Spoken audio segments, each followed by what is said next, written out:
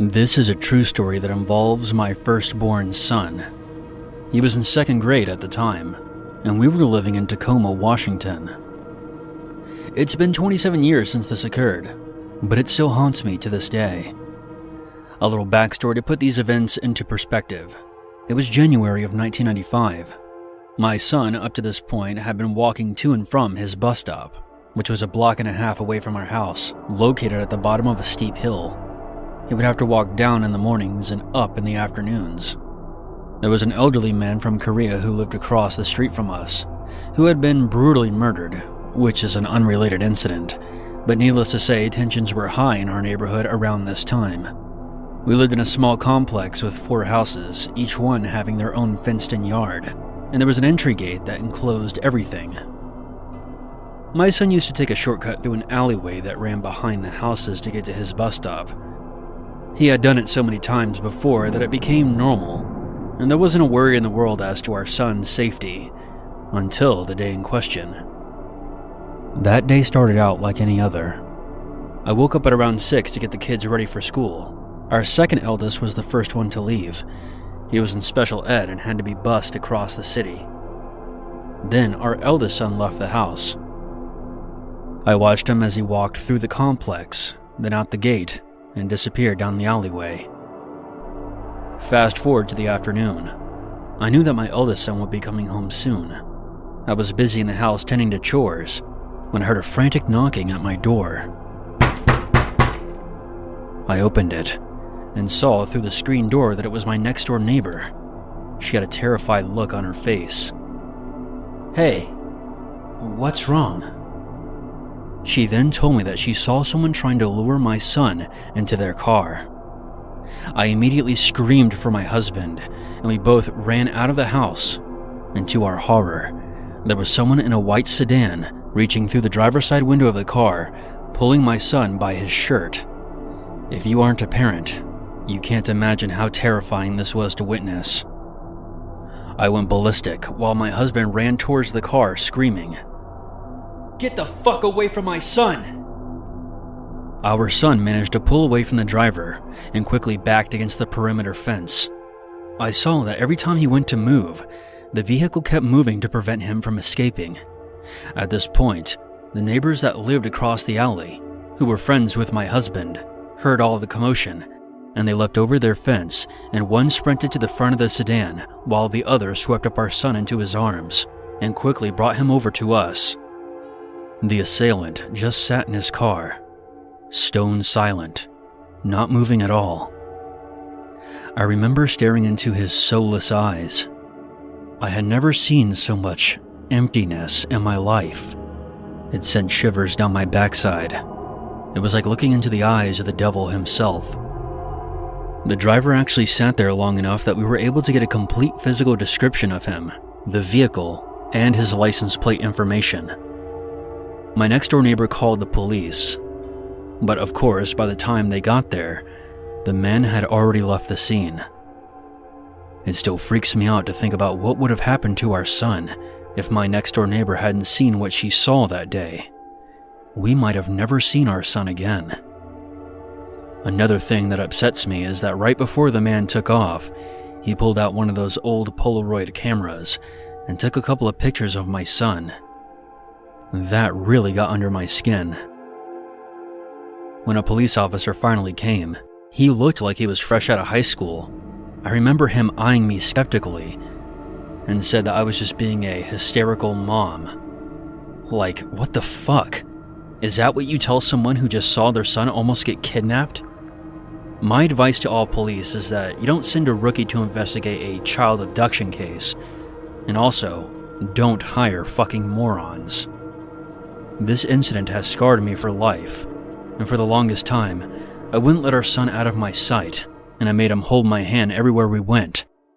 I went to extremes to protect my other children as well. So if you think that nothing bad can ever happen to you, please think again and take caution. To end things on a happy note, my son is now 35, happily married, and is a successful auto mechanic with his own shop. God bless you all, and stay safe.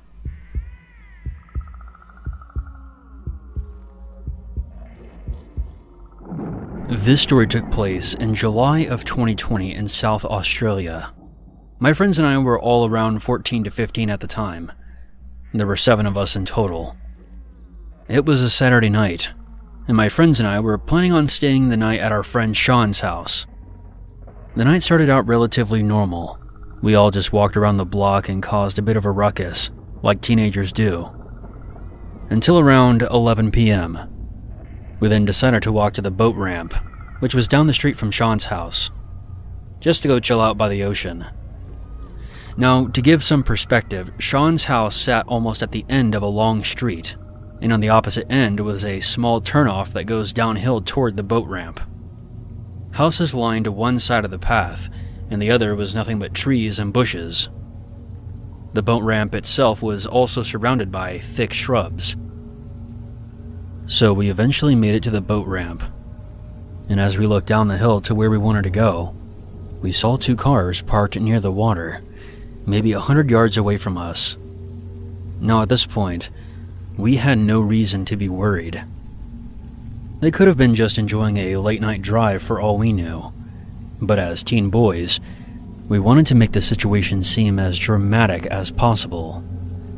So instead of proceeding to the boat ramp, we began walking across the parking lot toward the surrounding forest, in full view of the parked cars, mind you.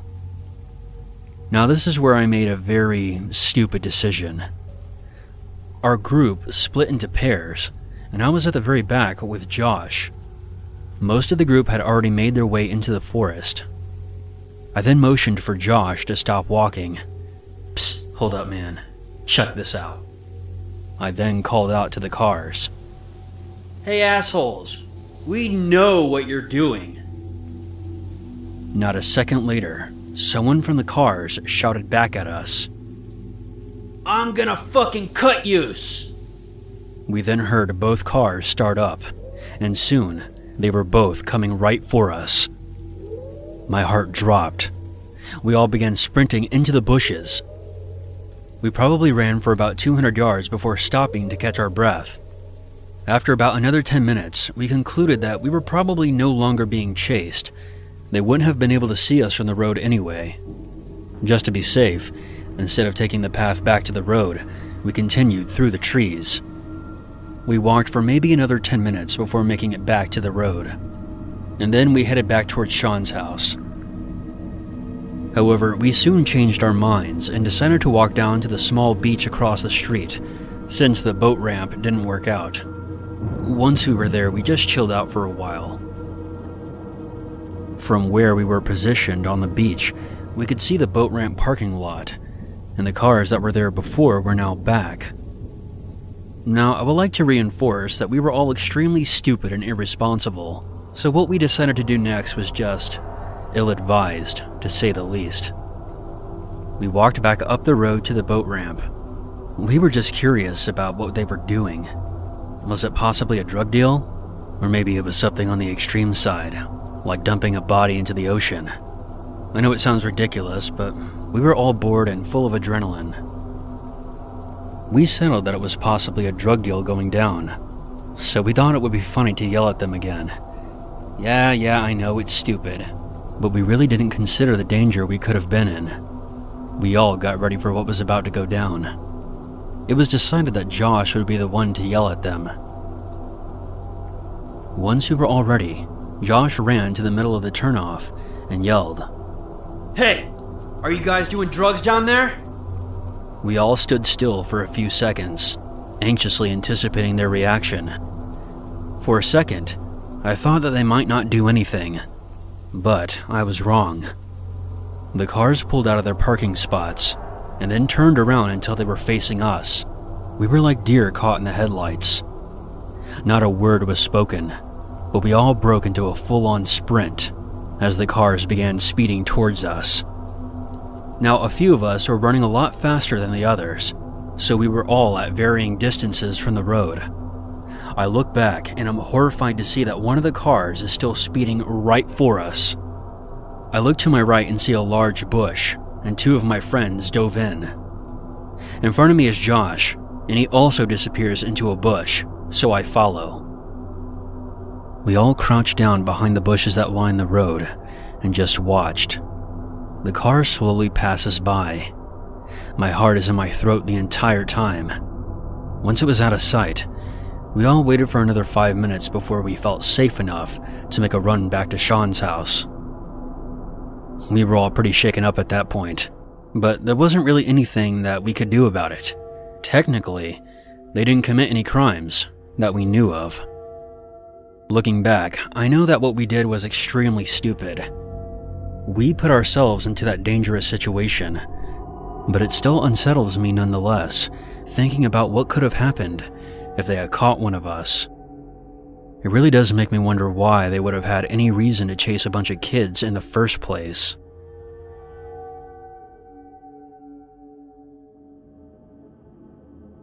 Okay, so fair warning. This one is going to be long as hell. Apologies for that. But this is very hard for me, and I've been carrying this for a lot of years. On the advice of my therapist, I have written everything out to try to work out my feelings on the matter. He didn't advise me to post it online, of course, but I've struggled with this for long enough, and I need to hear other people's opinion on it. I still really have no idea how I feel about it, even after all these years, but I will submit for the judgment by the masses. I know I did wrong on some things, probably a lot of things, but I tried to do the best that I could. My son was very troubled. Very troubled. Have you ever seen a movie called We Need to Talk About Kevin? It will really help you understand what I'm talking about, because I swear to God, when I watched that film, it was like watching a documentary about my life. I felt like the writer must have had cameras hidden in my damn house. That's how accurate it was. The only difference is that in the movie, the boy appears normal to his father and only reveals his true nature to his mother. With my son, he didn't have a mask. His insane behavior was the same with everyone. My wife and I had tried to get pregnant and were ecstatic when he was born. He was wanted and loved. We showered affection on him and really tried the best we could to give him a happy childhood. But from the day we brought him home from the hospital, he was miserable. He cried for 13 months straight. I'm not exaggerating. 13 months without a break. He cried until he had no voice left, and then kept crying. You could see his little face scrunched up, and no sound coming out. Totally hoarse. There were times where he would literally cry in his sleep. I've never seen or heard any other kid be able to do that. We brought him to the doctors, specialists, tried changing his diet, held him, rocked him, toys, swaddling, music, everything we could think of, and nothing worked. 13 months of grating, grinding, no sleep, hell. Once he got over the crying stage, we thought we were out of the woods, but it quickly became clear that for some unknown reason, he was just angry to be alive. I never saw that kid have a genuine, joyous smile in all the time that I knew him. I've seen a vicious, horrible grin spread across his face many times, taking perverse pleasure in causing pain and suffering. Never once did I ever see a genuine smile on his face. Not once. He had no interest in anything positive. He was fueled by hatred, and everything he did was bent toward that. As soon as he could walk, his mission in life was to destroy things. He tried to break everything that came into his range. Smash it, chew it, throw it in the toilet, whatever he could do. After a while, he figured out how to get his diaper off and took great pleasure in shitting and pissing everywhere he could. After a while, he figured out he could hide it and started urinating and defecating in places that we wouldn't find it right away, grinding it into carpets, making it even more of a problem to clean, making the house stink. When he got older, ages 9 to 15, he would piss and shit in our bed until we got a lock on our door and he wasn't able to get in anymore. He then just took a dump in the hallway in front of our room. That biological warfare started around 2.5 years old, and he never grew out of it. I'll try to speed this up, as I could literally go on for days about this stuff. But as he grew older, he became more and more unmanageable. He would bite, kick, scream, scratch, and spit at anyone who tried to do anything with him. He was kicked out of school twice before he was 9. They let him back in, and then kicked him out for good. He had to change schools. The next one put him in a special class that kept him away from other students. We had to install a door and lock in the kitchen because he would steal knives and use them to gouge the walls and furniture or chase people with them. When he was 10, he stabbed me pretty good in the hip and ass. I still have the scars from it. As he grew older, he got darker. He moved on to setting things on fire and torturing the local animals. I will take this opportunity to preempt the tsunami of messages. Yes, we had the kid in fucking therapy. He saw a psychiatrist twice a week, and God only knows how many different medications were prescribed to him over the years. Nothing worked. Therapy didn't work. The meds did nothing. Nothing fucking worked. He was like a poison cloud of hate and fury, lashing out at anything in his reach. When my son was 16, my wife got pregnant again. I can't tell you how different our reaction was. Instead of joy, we felt horror. This pregnancy hadn't been planned, and we were really at a loss of what to do.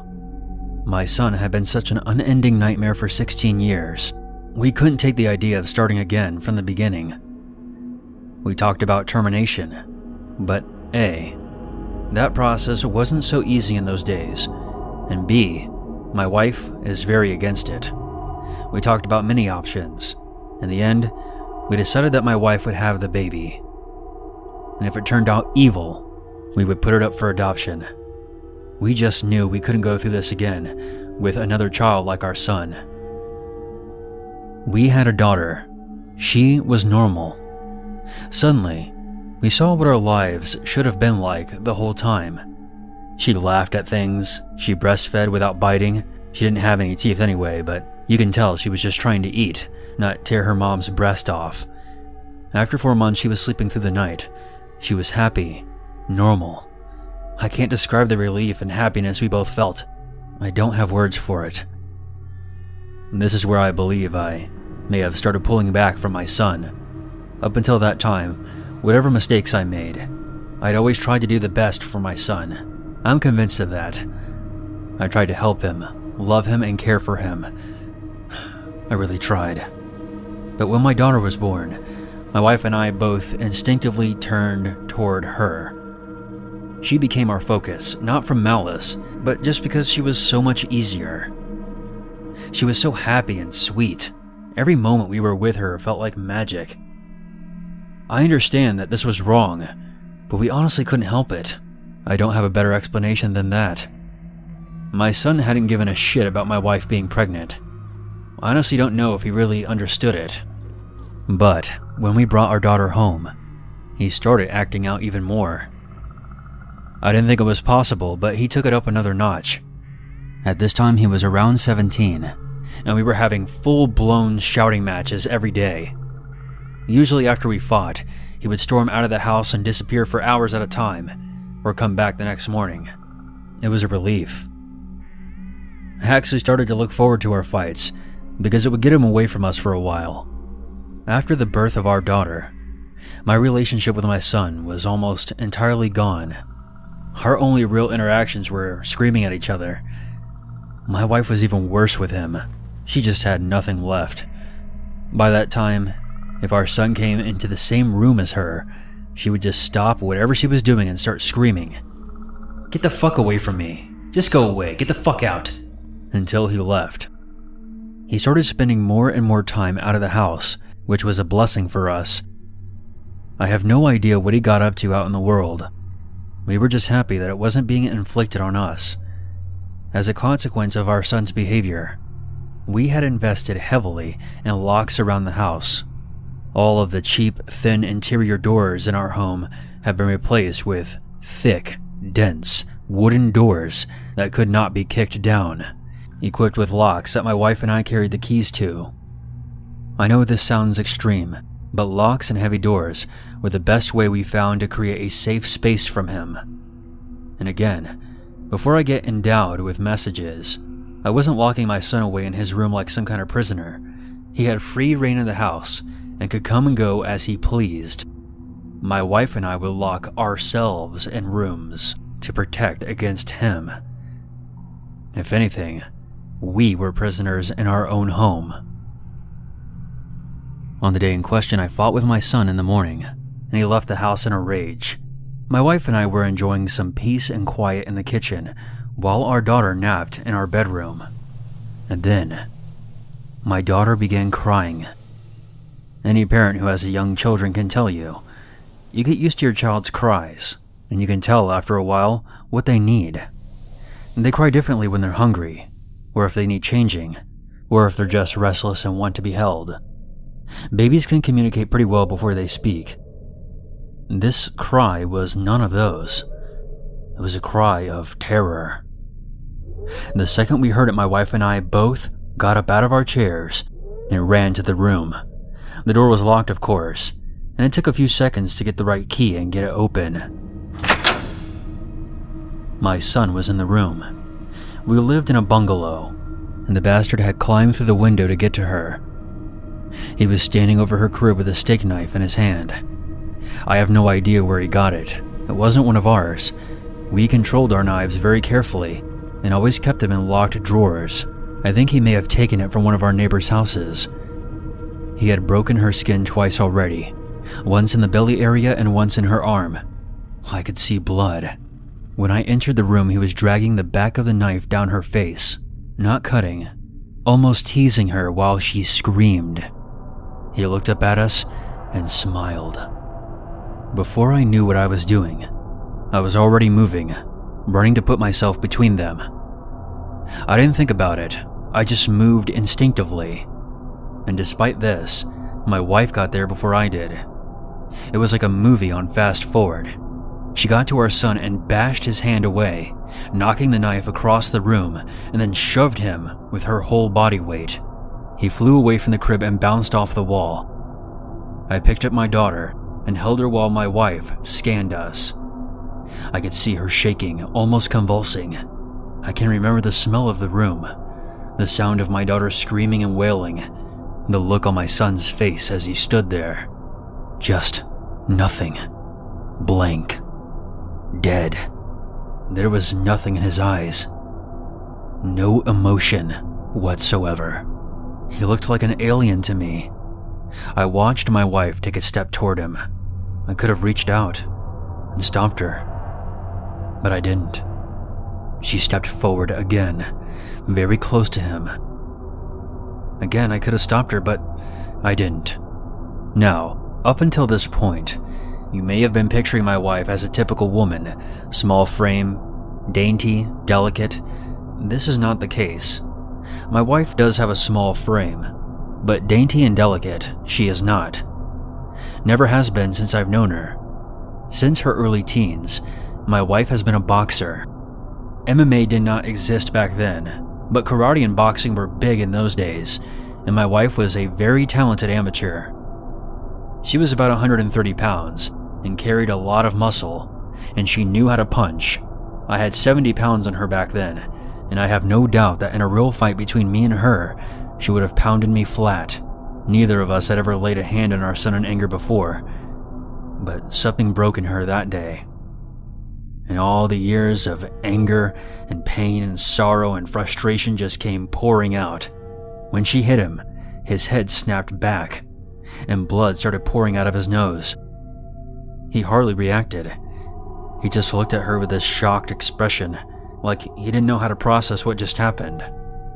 She waited another second, and then she hit him again. I could have reached out to stop her. I could have dragged her from the room, taken her away, calmed her down, but I didn't. I just stood there and watched while she systematically started to pound him into a pulp. Every time he brought his hands up to cover one part, she would blast him somewhere else. Body, head, body, over and over. He started screaming, crying out, yelling for her to stop. It was the most genuine reaction I had ever seen him have in his whole life. But she wasn't stopping.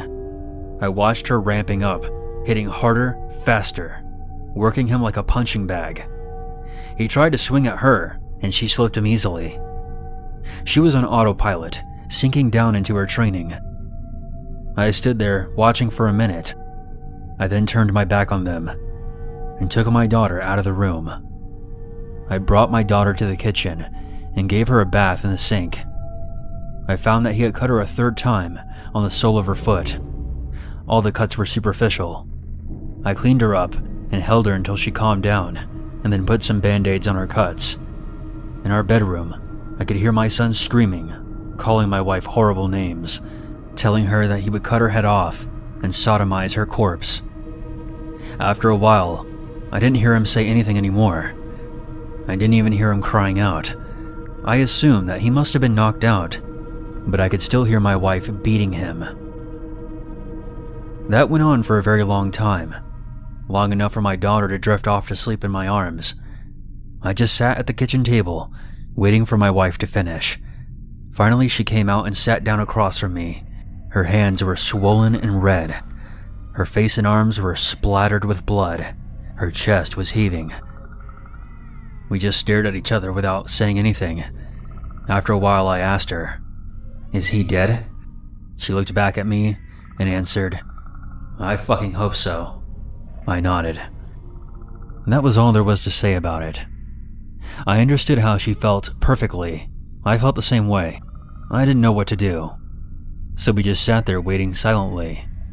Eventually my wife started crying and went to go take a shower. I just stayed there holding our daughter. And after a long while, I heard moaning and sobbing coming from the room. It turned out that my son wasn't dead. I went in to see how bad it was, and it was pretty bad. I've never seen a more merciless beating in my life. He was lying on the floor, rolling around with blood leaking out of his face. His nose was squashed flat. Both of his eyes were completely swollen shut and started to blacken already. I could see a couple of his fingers were bent in weird angles, and he had also pissed his pants. I think he must have been missing some teeth, but I didn't see any on the floor, and I couldn't see the inside of his mouth either. His lips were all puffed up and swollen. From talking to my wife about it later, I know that she had systematically beaten every part of his body, focusing heavily on his lungs. She told me that she kicked him in the groin repeatedly until his legs got tired, and kept beating his body long after he passed out. When my wife came out of the shower, I still didn't know what to do about our son. I didn't know whether to call the police or an ambulance, or take him to the hospital myself. I honestly had no idea what to do. After a while, I realized that I simply didn't care what happened to him anymore, and we decided just to let him live or die on his own. There was an in-law suite in the basement that we had never really used. My wife, my daughter, and I just moved down there. We simply ceded the top floor of the house to my son and locked everything down, separating our lives entirely. There was plenty of food in the upstairs cabinets, enough for a couple of weeks or more. We had a washroom in the basement, a small kitchenette, and a separate entrance so we could just stop going upstairs. We decided that we were just done with him. I figured that we would just let his food run out and then see what happens. Over the next week, we could hear him moving around upstairs sometimes. I think he just spent most of his time lying in bed recovering. I went to work, watching on high alert in case he attacked me in the driveway, but he never did. My wife stayed home with our daughter. She was never out of her sight. One night, we heard him going ballistic, smashing and banging things all around the house. We didn't respond. He never tried to go downstairs or get near us again, though. I think he was afraid that my wife would finish the job on him. After 3 weeks down in the basement, we hadn't heard anything from above for a few days. I ventured upstairs to the main floor of the house. The place was demolished, and there was no sign of my son. He was gone. It took months to repair the damage that he had done. There was food and shit smeared all over the walls and broken glass on the floor. Big holes in the drywall. He had ripped the place apart. He tore up the linoleum in the corner of the kitchen and emptied the entire foam fire extinguisher into the living room. I just felt grateful that he didn't burn the house down. I'm still not sure why he didn't. As a kid, he wasn't shy about setting things on fire. After that, I lived in fear every day that he would come back, that he would ambush one of us out of the blue and try to kill us. We moved about 3 years later, and I finally stopped being afraid that he would show up again, as now he had no idea where we were. I finally felt safe. All of this happened a very long time ago. My son was born in the spring of 1971. My daughter was born in 1988. I am an old man now. I'll be 70 this year, and my wife passed away from cancer in 2016. My daughter is 34 years old now. I moved in with her and her husband after my wife passed. I have 2 granddaughters that are the joy of my life. I see a therapist a couple of times a month to talk about all of this. I don't know where my son is. The last time I saw him, he was lying on the floor, bleeding and broken. I haven't heard from him since he left. More than 30 years now, but I don't want to know. I carry a lot of guilt from that time, and a lot of conflicted emotions. I didn't beat him myself, but I allowed it to happen, and I thought he deserved it. I didn't try to kill him, but I would have been happy if he died. I will say that I do hope he was able to overcome his demons and go on to live a normal life somewhere. If he wasn't able to do that, if he stayed the way he was, then I truly do hope that someone out there killed him. And whichever way it went, I just hope he's still not out there hurting someone else.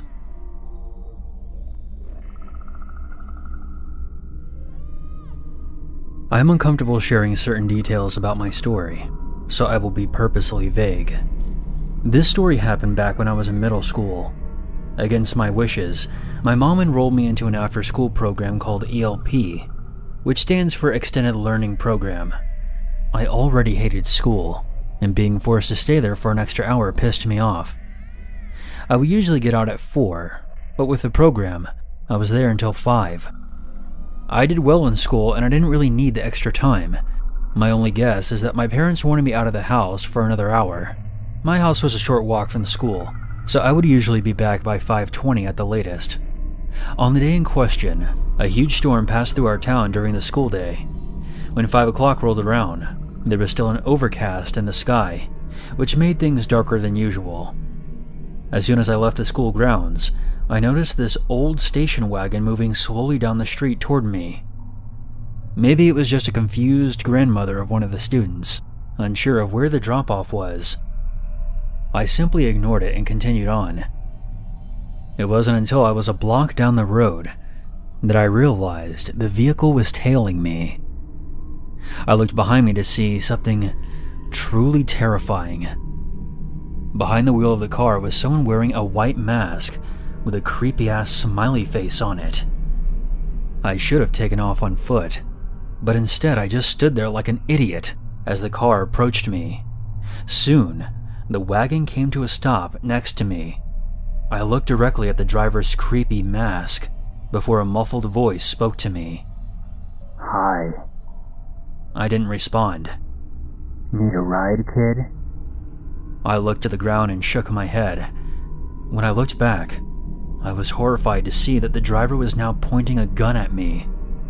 I took a few steps back. The driver then squeezed the trigger, and I heard a click. Bang. You're dead. The wagon then took off down the street. I stood there in total shock. Some jackass thought it was funny to point a gun at a 14-year-old kid. I ran home and immediately told my parents about what happened to me. The police were called. They ended up arresting the man a couple of hours later outside of a grocery store. Apparently he suffered from schizophrenia and was off of his meds. The gun he pointed at me was real, but was not loaded.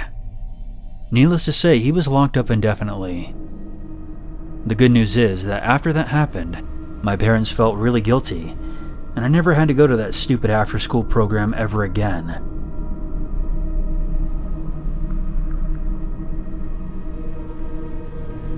This happened back in the late 90s when I was around 9 years old. To give you some background information, I grew up in a cul-de-sac toward the back of my neighborhood. Our school was only a mile down the road. The only crimes I ever heard about was when high school athletes would prank their teammates by covering their cars with toilet paper and Cool Whip. So needless to say, our parents never really worried about our safety. I was sitting in my front yard, waiting for my friend to get home from soccer practice. I suddenly heard a female shriek from somewhere close by.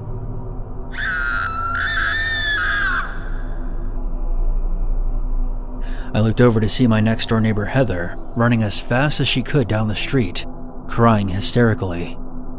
She flew past me and into her house before I could even ask her what was going on. I then looked back to where she came from. There was a white car slowly cruising down our street. The vehicle looked severely rusted and beaten down. The kind of thing that wouldn't look out of place in a junkyard. Through the tinted windows, I saw a shadowy figure in the driver's seat. The car's engine revved up as it sped off and disappeared. I didn't see the details of the driver's face. However, I did see that they were looking directly at me as they took off. Even at my young age, I knew a threat when I saw one. Once the initial shock wore off, I ran inside. I don't know why I didn't tell my parents about the incident.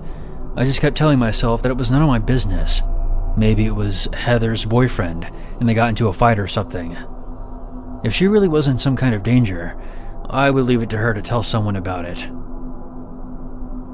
A few days later, I overheard my mom talking to her friend about a predator that was trying to lure kids into a white van in the subdivision next to ours. I remembered cutting into the conversation and saying, "Mom, do you know if it was really a white car? Because I saw Heather the other day running away from someone in a white car." They completely ignored me, saying that it was rude to interrupt their conversation, and I shouldn't be joking about such a serious thing. I honestly don't remember what happened after this. Again, this was many years ago. To this day, I believe that Heather was only mere seconds away from being kidnapped. I also don't recall if they ever apprehended the suspect. I can only hope that they were never successful.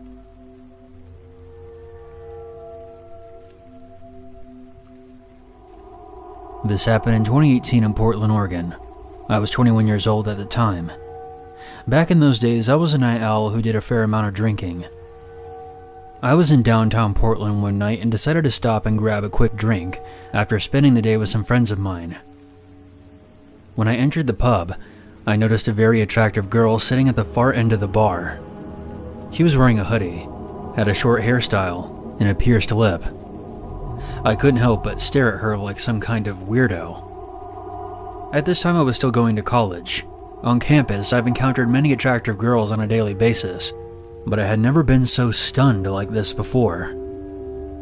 Since we were the only ones at the bar, I felt that my behavior was becoming noticeable. So I made my way to the nearest stool, sat down, and ordered a rum and coke.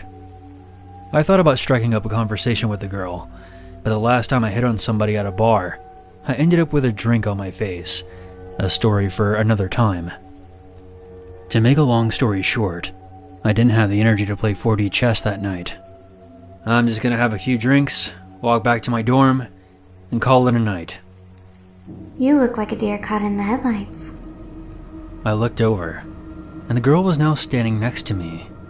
I was shocked. The last thing I ever expected was for her to come over and start talking to me. I had to think quickly. Sorry about that. There's no need to apologize. It happens all the time. I bet. You're funny. Do you mind if I join you? Please, be my guest. The girl took a seat next to me. So, are you from around here? Oh, no. Actually, I just arrived in town. Oh, really? Well, welcome to Portland. It's not as bad as people make it out to be, I promise. I'm David, by the way. Nice to meet you, David. I'm Sadie.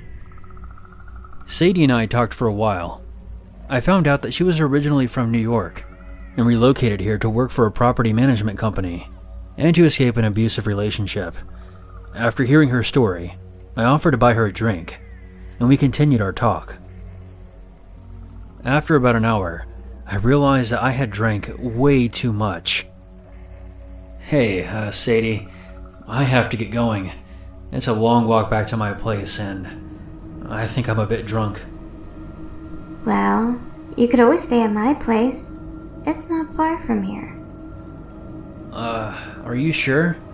I mean, we did just meet. She then leaned toward me and rested her hand on my thigh. I'm sure. The thought of scoring with this girl did sober me up. So I paid off my tab, and we left the bar at around 10:30. We then made our way to the small parking lot behind the building. It's just over there. Sadie then led me to a green Subaru parked at the far end of the lot. Upon seeing the vehicle and noticing the Vermont plates, I got a bad feeling. Didn't she say she was from New York? I felt like a mouse about to enter an obvious trap, and so I stopped. Sadie? Are you sure about this? What's wrong, David? I don't know, I just got this really bad feeling all of a sudden. I'm not trying to be funny or immature with this next part. I'm simply only relaying what happened. Sadie approached me and caressed my area. Well, how do you feel now? The strange feeling I had was quickly chased away and was replaced by something else. Okay then. She walked over to the passenger side door and held it open for me. Before I knew it, I was inside the car of a stranger that I had met an hour ago. After Sadie closed the door, she began to walk around to the other side, but she did so very slowly. It was bizarre, almost as if she was pretending to be a zombie or something. That strange feeling from earlier returned. I remembered trying to open the passenger door, only to find that it was locked from the outside. Sadie stopped outside of the driver's side door and just stared at me through the smudged window. The dark parking lot obscured her features, making her resemble a dark figure. She then waved at me, and I heard her say, Have a nice trip, David. Don't ask me how, but I knew exactly what I had to do. I placed my right hand over my throat as a wire fell in front of my face and was pulled tight. There was someone in the back seat. If I didn't bring up my right hand when I did, the wire would have been right on my jugular. I heard the assailant in the back seat grunting as they pulled the wire tighter. As we struggled, Sadie opened the driver's side door. I could see that she was angry at what she saw. You idiot, you're fucking it up. A male voice boomed from the back seat. Move his fucking hand! Between the creeped out feeling from earlier and the literal attempt on my life, I was 100% sober now. Sadie climbed into the seat and reached for my hand. In all the excitement, she must have not noticed that my left hand was completely free. As soon as she moved in, I clocked her right in the face, sending her backward. What the fuck? You just hit my girlfriend. I felt the wire around my throat loosen, and I immediately took the opportunity and threw it off of me and tried the handle on the passenger side door again. To my surprise, it opened. Before I knew it, I was running down the street as fast as I could. I ended up at a nearby convenience store, where I called the police. I gave them a detailed description of Sadie and the Subaru she was driving. I pretty much spent the rest of that evening giving my statement and answering more questions. I wasn't dropped off at the dorms until after 3 a.m. There have since been a few follow-ups to my case. It was determined that the Subaru was reported stolen earlier that evening. Sadie was clearly a false name, and she used a fake ID at the bar. This was also likely a case of what is known as lust murder. Sadie and her accomplice tried to murder me to fulfill a sadistic sexual desire. This is only a theory, but it does seem to fit. The perpetrators are still at large to this day. I am extremely lucky to be alive right now. If I hadn't raised my hand when I did, I have no doubt that I would have been strangled to death. I'll tell you one thing, that is the last time I'll ever try to pick someone up at a bar.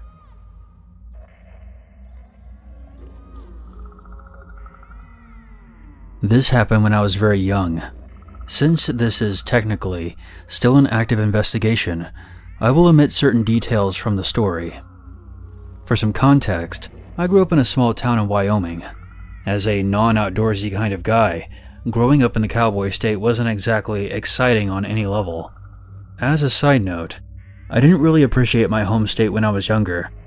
When I was going through my rebellious stage, I moved to Chicago and went to school there for 3 years.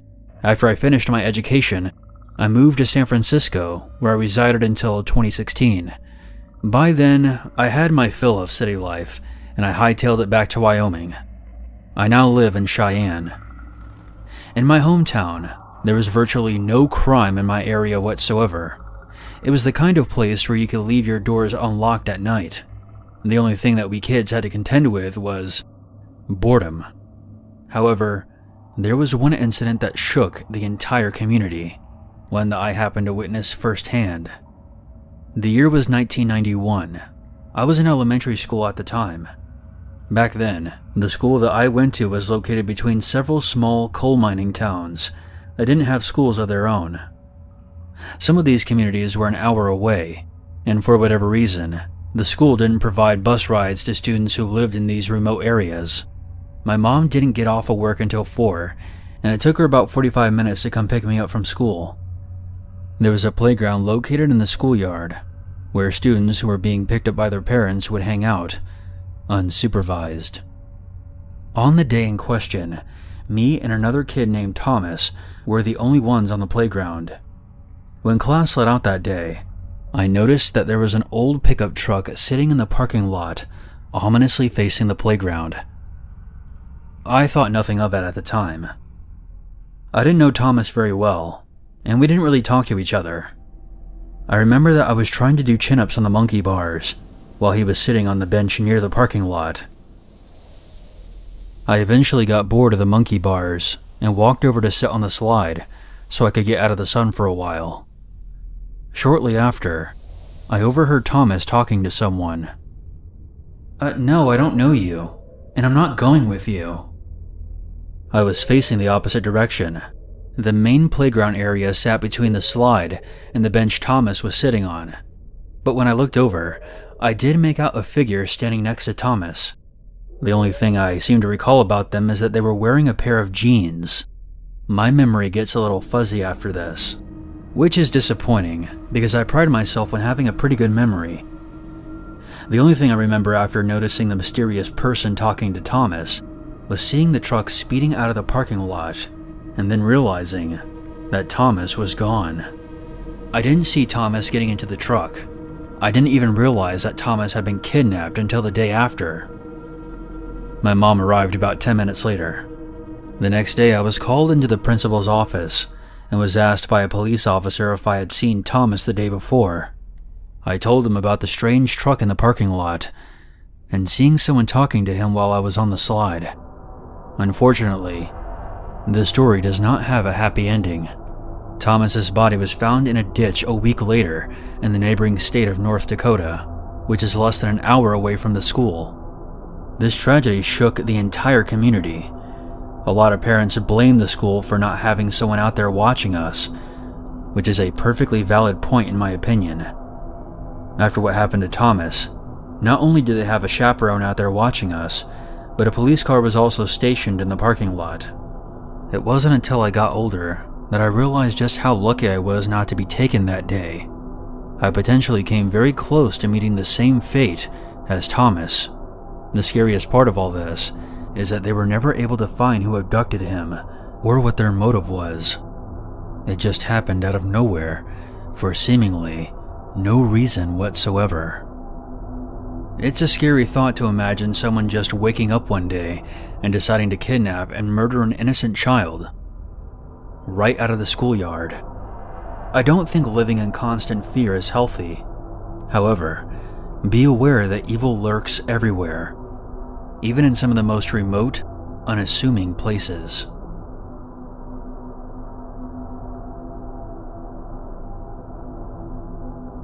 When I was a kid, my family would often frequent this Italian restaurant near the city's airport called Martino's.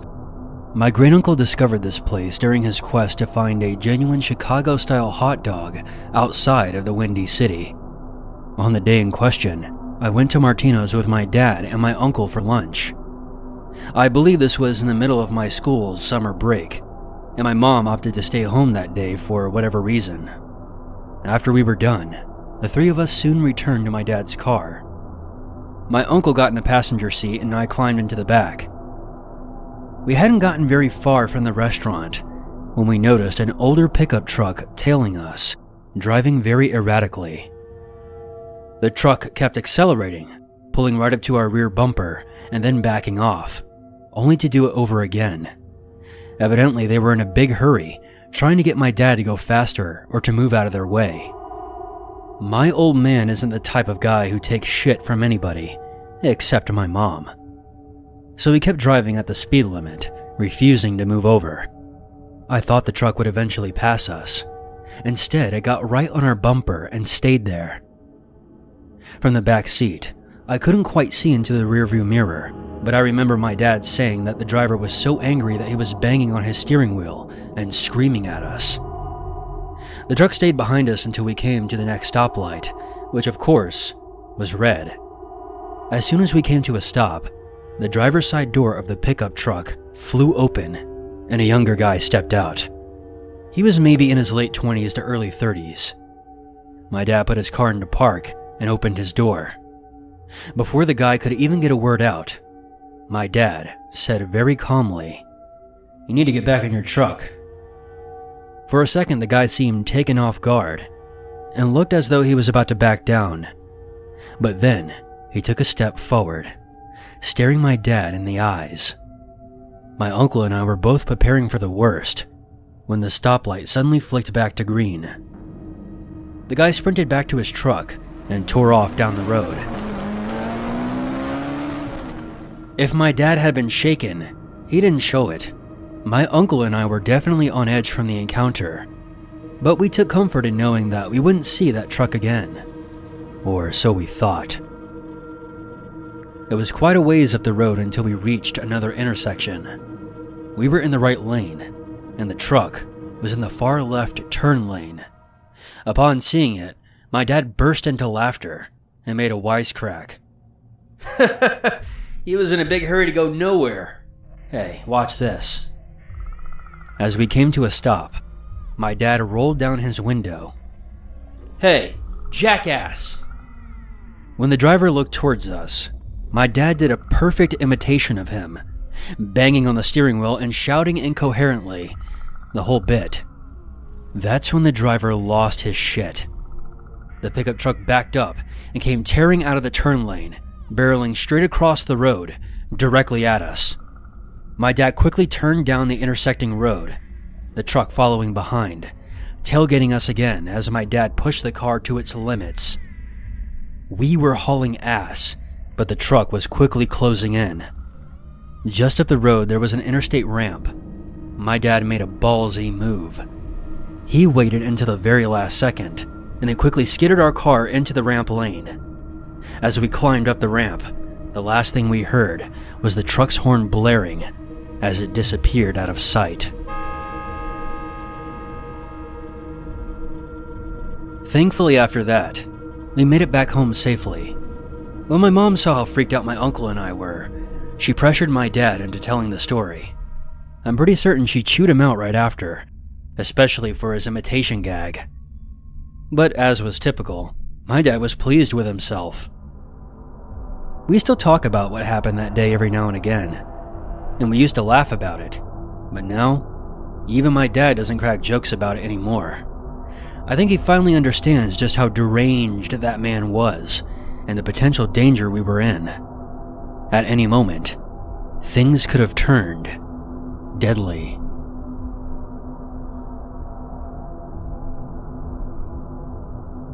Back in the 90s, when my mother was in her 20s, she claimed that she was a bit of a party animal.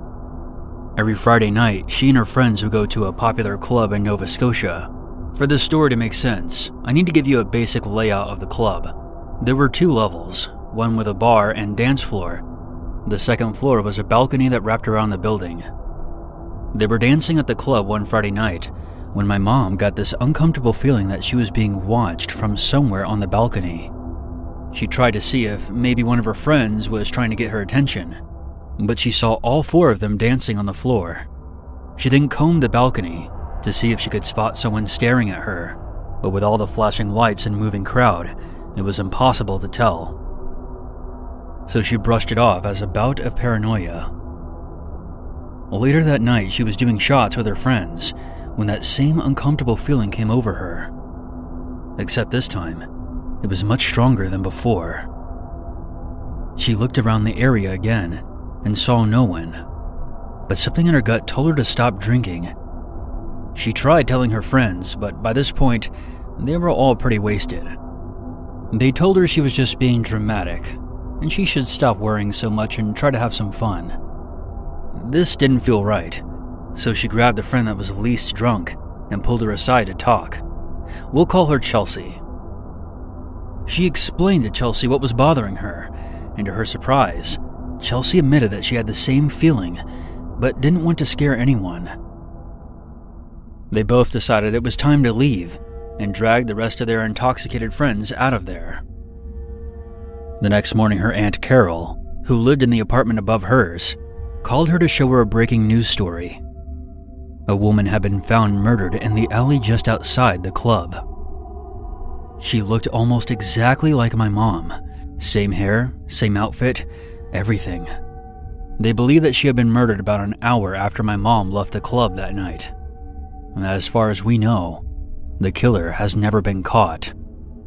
To this day, my mom believes that she was the killer's original target, and had she not left when she did, it would have been her on the news that day.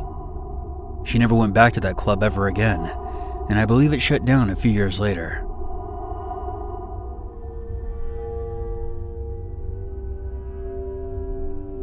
Before the story begins, I want to point out that I don't live in Canada. I was just visiting when this occurred. I took a trip to Toronto to watch my home baseball team, the Seattle Mariners, take on the Blue Jays in the wild card. I'm happy to say that we won, but after the game is where things took a turn for the worst. I left the stadium with some friends of mine, and we wanted to head back to the hotel. The streets were crowded with people, and my friends and I struggled to get past the maze of pedestrians to get to the parking garage. We finally managed to reach our destination. We made our way to where the car was parked. It was towards the back section, which didn't have as many vehicles, and it was dimly lit by only a few lights hanging from the concrete ceiling. Suddenly one of my friends, let's call him Jack, tugged on my shoulder. "Dude, I think someone is watching us." I froze, and that's when I saw something just up ahead. There was a figure hiding behind a truck. The person was obviously not doing a very good job at concealing themselves. The second we saw them, they stood up. It was a very tall man, maybe 6'4", bulky, and wearing old clothes. He had a thick beard and messy, unkempt hair. He was one of those types who looked like they lived on the streets, but his size was intimidating. This man could do some real damage if he flew into a rage. The behemoth stepped out from behind the truck and began to charge at us. My heart sank, and I was terrified. "Holy shit! Run!" The 3 of us booked it to the car. I fumbled with the keys before I managed to open the door. The second everyone piled in, I immediately locked up the car. No less than a second later, I heard the sound of groaning metal. I looked over to see the bearded giant trying to get in. He wasn't just tugging on the door handle. It sounded like he was attempting to separate the door entirely from the car's frame. I didn't want to think about what would happen to us if he managed to get inside. I floored it, knocking the man over in the process. I quickly pivoted the car and hauled ass out of there. I remember looking into the rearview mirror to see the man standing back up and staring at us until we were out of sight. From now on, I'm going to be a lot more careful with my surroundings and perhaps not park in the very back of a poorly lit parking garage, especially in Canada. You never know who could be hiding in the shadows, watching you.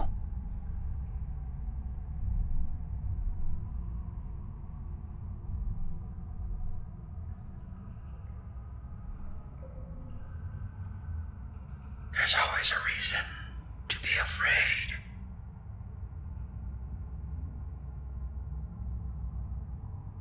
I am a 34-year-old female, but this event occurred when I was 21 and studying abroad. I was based out of Italy, but I convinced my parents to let me backpack for a few weeks to other major destinations in Europe. To prep, I read a few books and articles about traveling safely alone, and even watched the Liam Neeson film Taken right before I left, just for good measure. My travels took me to Paris. I had dinner near the Opera House. As I left the restaurant, I noticed a group of 6 men behind me, heading in the same direction. I wasn't overly concerned at first. This is Paris after all. There are a lot of people walking everywhere. However, I noticed that these 6 men were following me less than 20 feet behind, and were taking all the same turns. They all spoke in an Eastern European accent, similar to my limited exposure to Russian.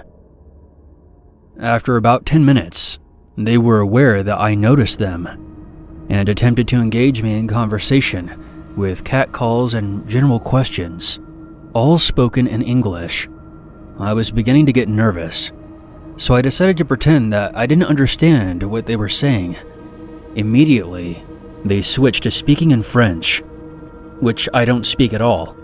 After another 15 minutes or so of walking several city blocks, nowhere close to the bed and breakfast I was staying at, the men were now following me at 5 to 10 feet, ensuring they were all but impossible to ignore.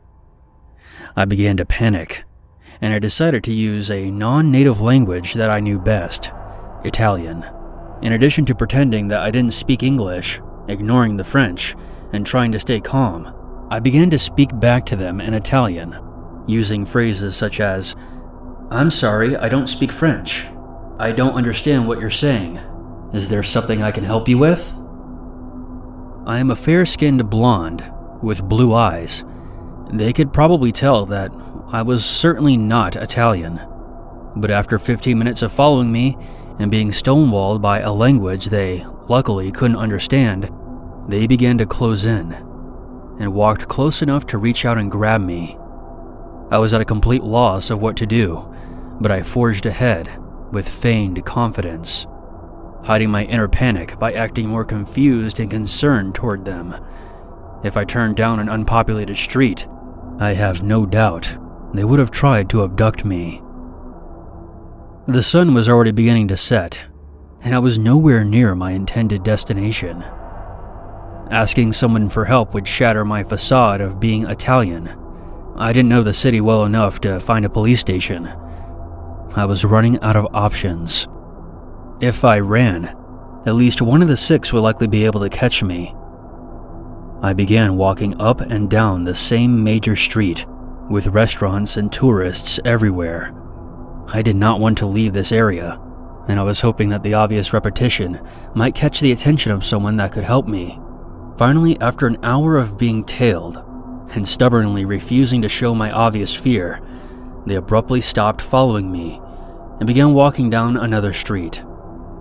Did they decide that I was too much trouble? Or were they now hiding at different intervals in possible paths that I would take back? Shaking with anxiety and tension, I walked a nonsensical route back to my room, which took me about 45 minutes. Once I entered, I began sobbing at the front desk, explaining to the clerk what had been happening. He locked the front doors and carried my bags to stay in a room with an earshot of the front desk, but out of view of the front door. My advice is that if you're ever traveling alone, you must always be vigilant and aware of your surroundings. Listen to your instincts and assume a natural suspicion of anyone who's acting suspiciously. Try and stay calm no matter what. Try to keep a level head and think of your next move. Most importantly, please don't let anyone following you see where you're staying for the night.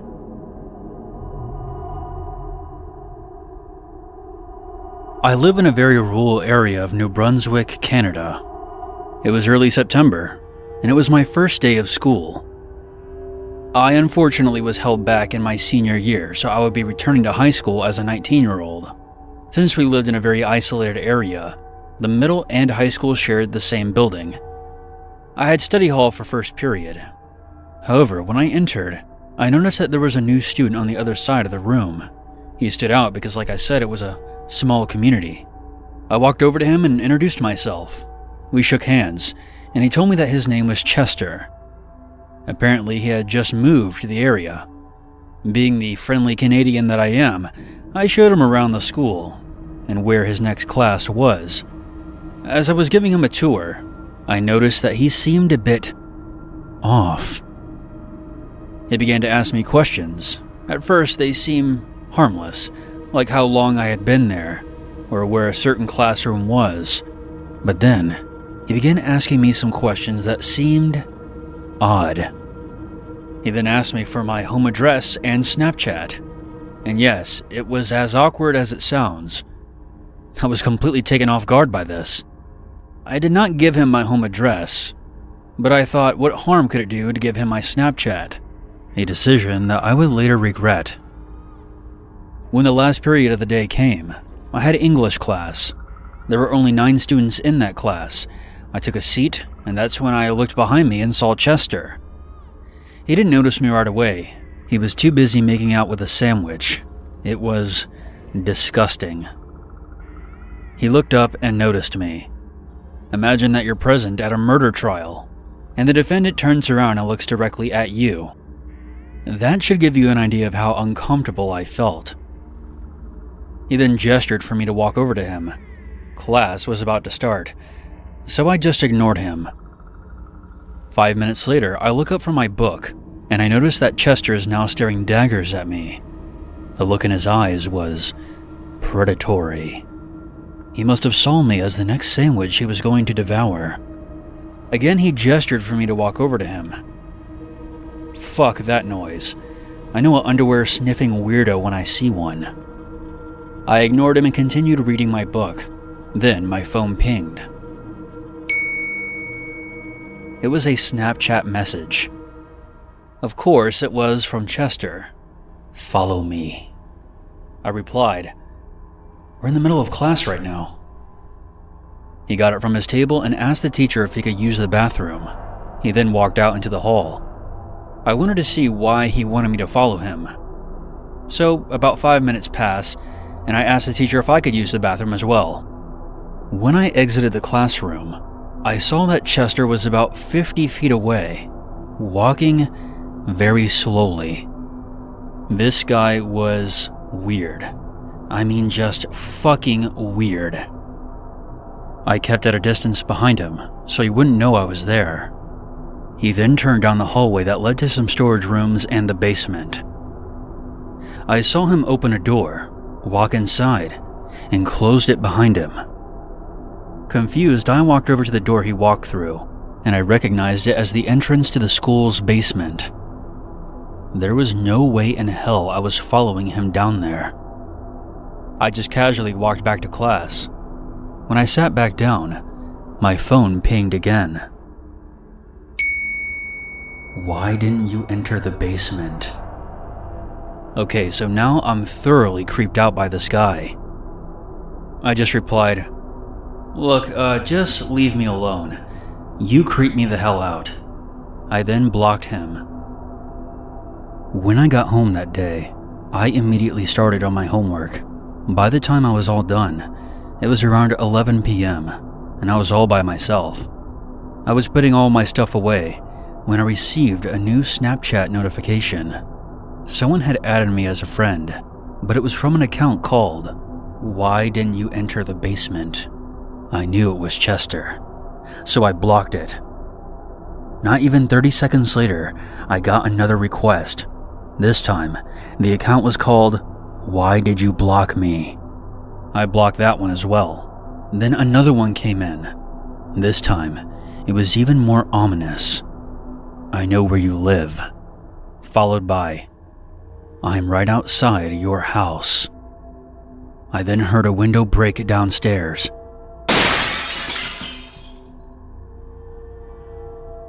I immediately called the cops and told them what was happening. The operator said to find somewhere to hide and lock the door. I hung up and went into the hallway closet. My worst nightmare came true as I heard footsteps moving up the stairs. The closet that I was hiding in overlooked the staircase. I then saw a dark figure appear. As it moved into the light, I saw him. It was Chester. As soon as he reached the top of the stairs, he made his way to the middle of the hallway and then stopped. He then looked directly at the closet I was hiding in. It was like I was in a horror film. I didn't want to freak out and give away that I was hiding in that closet, so I retreated further in, concealing myself behind some thick winter coats. Chester then opened the door and peered inside. He couldn't seem to find the light switch and eventually gave up. After moving from room to room, I heard his footsteps descending back down the stairs. A few minutes later, the police knocked on the front door. I immediately left the closet and went downstairs and opened it up and told them what was happening. Of course, by the time that they arrived, Chester was nowhere to be found. After they searched the house, they determined that he escaped through a window in my basement. I showed the police the Snapchat activity, and they said that they would do their best to track him down. The next school day, I went to the principal's office to report Chester. Snitches get stitches, my ass. Plus, Chester was seriously disturbed. I sincerely believe that he was a threat to both myself and the other students. But here's the creepiest part of the story. My principal told me that there was no new student named Chester. He must have snuck into the school somehow and blended in with the other kids, and none of the staff bothered to confirm that he was actually a new student. Thankfully, he was never seen again, and I never heard any follow-up from the police either. To this day, I still think about what would have happened to me if I had followed him into the school basement. I might have been his next sandwich.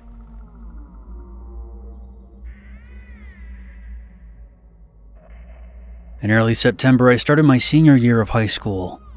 I was a bit of a loner, and usually kept to myself. I lived in a very rural area in northern Washington state, so it took me some time to drive to school. During my second period class, there was a student named Keith. I didn't really know him that well, but he never really seemed to bother anyone before. I noticed that Keith was staring at me. I was at the far right desk in the front row. He mouthed a few words to me, but I could not understand what he was trying to tell me. As the day went on, I would occasionally see him in the hallways, giving me nasty looks. I tried my best to ignore him, but something about this guy seemed disturbing. Finally, it was the last period of the day, and I was about to leave. However, I stopped dead in my tracks when I noticed Keith at the end of the hall, staring right at me.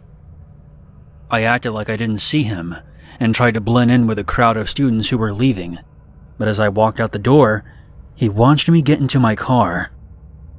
I remember looking into my rearview mirror to see him standing by the parking lot, watching me as I drove away. By the time I got home, I had forgotten all about Keith's strange behavior. Later that night, I received a text from an unknown number. "I know where you live." I didn't know what to think, so I ignored it, thinking that it was a spam message, and continued working on my homework. A while later, I received another text. This time, it was more alarming. It was a picture of me walking into my school. The number then sent another picture of me in the school hallway. Both of the photographs were taken from behind. Another message then came in. It was my home address. My parents weren't home at the time, so I quickly shut off all the lights in the house and closed the blinds. The last window I got to was in the living room. I briefly looked outside to see a silhouette standing in my front yard. It was too dark to see who it was, but I closed the curtains and made my way to the basement and waited. An eerie silence settled in, as if something could happen at any moment. The silence was disrupted by the sound of the front door handle being turned. Thankfully, it was locked, but the fact that someone was trying to get inside was terrifying. 5 minutes later, I heard footsteps above me. Whoever was outside had found a way inside. I quickly hid under an old desk. I should have called the cops when I had the chance. I guess I didn't really think someone would actually break in. And now, I didn't want to give away my hiding spot.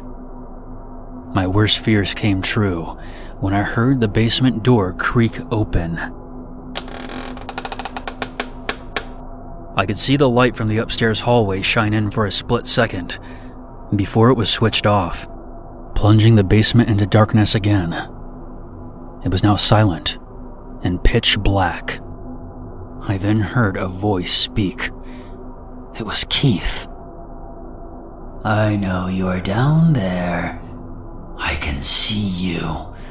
Come out now. I didn't know if he was bluffing, so I didn't move. He then slowly walked down the stairs and made his way around the room. I could hear him knocking things over and getting closer and closer. He then stopped directly in front of the desk. My heart was pounding a mile a minute. All went silent again, until Keith spoke. Well, I gave you a chance to make this easy, but now you've really pissed me off. At this point, my eyes adjusted to the dark, and I could see that Keith was holding a hammer in his right hand. Without thinking, I sprung out from under the desk and shoved Keith, sending him backwards, and then made a beeline to the basement stairs. You fucking bitch! I'm going to kill you! I heard something flying across the room and smashing into the old TV by the staircase. I would later find out that he threw the hammer. As soon as I got upstairs, I slammed the basement door shut and locked it, then ran out the front door. Let me out! I'll bash your brains in! I immediately called the police and then my parents. I heard sirens in the distance. When the cops pulled up, I told them that he was locked inside the basement. When they entered the house and opened the basement door, Keith was gone. He escaped by smashing out a window. It turns out that I had forgotten to lock the side door, which is how Keith got inside. I told the police who Keith was and showed them the disturbing messages I received earlier. 2 days later, I was called to the principal's office. I was told that Keith had been arrested and would never be allowed back to school again. Thankfully, I never saw him after that. As far as Keith's motives were, he may have had some kind of psychotic meltdown and decided to act on a preconceived obsession of me. It's truly scary. One day he seemed so unassuming, and the next, he was in my basement trying to kill me with a hammer.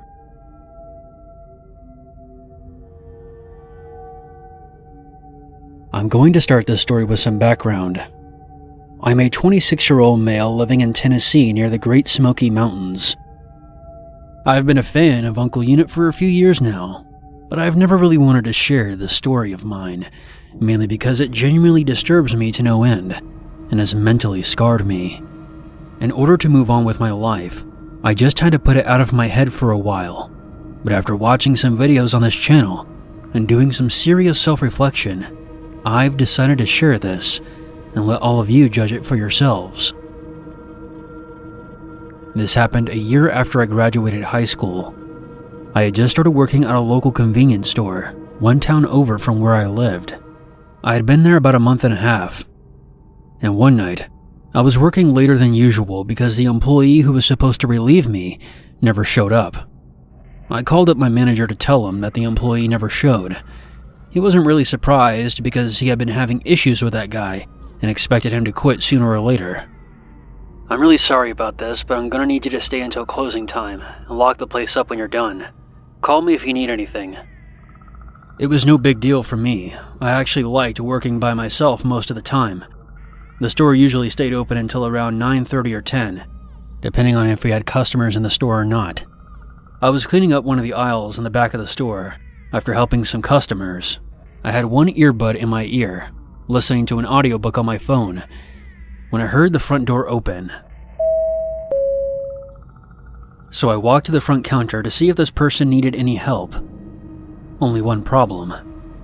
I didn't see anyone.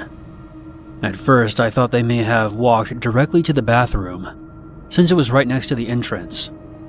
But after waiting about 10 to 15 minutes, I finally walked over to see if it was locked. To my surprise, it wasn't. In fact, it was slightly cracked open, with the light turned off. I opened the bathroom and flipped on the light. There was no one in there. Right then, I felt uneasy. So I looked back out into the store to see if anyone else was there. I even called out, "Hello? Is there anyone there?" No answer. I was starting to think either I was just getting tired, or there was something wrong with the door chimes. I decided to ignore it and go back to cleaning. About an hour and a half later, the door chimes again. So I walked back to the front, and again, no one was there. I started thinking to myself that there had to be something wrong with the door chimes. So I left a note on the register to tell my boss the next day. A few minutes later, the door chime goes off again. I look up towards the front of the store to see that the door is actually open this time. So I quickly made my way to the front counter. But when I got there, of course, there was no one there. I knew for sure that I had watched the door open when the chimes went off. I checked the bathroom again and walked down all of the aisles. A chill went down my spine, not at what I saw, but what I didn't see. There wasn't a soul in sight. I couldn't understand what was happening, so I decided that I was going to stand by the front counter until my shift ended. I had about 45 minutes left. 20 minutes go by of me hanging out by the counter when someone actually came in. Good evening, I said to them nervously. The person that came in was wearing an old winter coat with a black hood on their head. This wasn't out of the ordinary because it was 40 degrees out that night. The person didn't respond to my greeting. I figured that they couldn't hear me for some reason, and I didn't think too much of it. Maybe they had a pair of headphones on under their hood or something. They walked to the back of the shop. Since closing time was coming up, I began to clean the counter. About 20 minutes later, I realized that the guy never came back to pay for anything. I looked around the store and saw that there was no one there. This was a small privately owned store that didn't have much in the way of security, and the area it was located in saw little to no crime. We had one camera facing the front door and one in the parking lot. I yelled out, "Hey, are you finding everything okay?" But I got no response. "Look, I'm closing in about 10 minutes. Is there something I can help you with?" Again, no response. I walked to the back of the store where I last saw the person. Another chill was sent up my back when I saw that one of the fridge doors was open, but there was no sign of the person in the jacket. I closed the fridge door and walked up and down every aisle, and I didn't see anyone. I was creeped out before, but now I was full on freaking out. So I decided at that point that I would walk back up to the front and call my boss. Hello? Hey, it's me. Something weird is going on here. What do you mean? So, there was this guy in a jacket that came in about 30 minutes ago. I saw him heading towards the fridge section in the back. He was taking a while, and when I went back to go check on him, he wasn't there. Okay, give me a second. I'll look at the cameras. Let me see if he left the building. I also mentioned to my boss about how the door chime had been going off for the past couple of hours, even when there wasn't anyone in the store. That's strange. You didn't see anyone come in at all? No, not till this guy in the jacket came in. After a minute of my boss looking through the camera feeds, he tells me something that messes with my head to this day. Are you absolutely sure somebody came into the store? I'm reviewing the clips from the past 2 hours, and you're the only person that appears in them. I felt a knot form in the pit of my stomach. What do you mean I'm the only one in the video? Look, I'm telling you that you're the only person in the store walking back and forth from the aisles to the counter for the past 2 hours.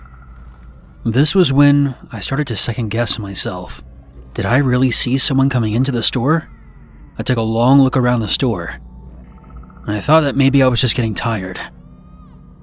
Look, I'm sorry. I haven't been sleeping very well lately. It's okay.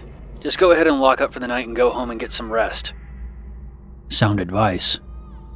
I began to close everything up, putting all the money in the safe, cleaning up the counters, etc. That's when I heard laughing coming from the back of the store.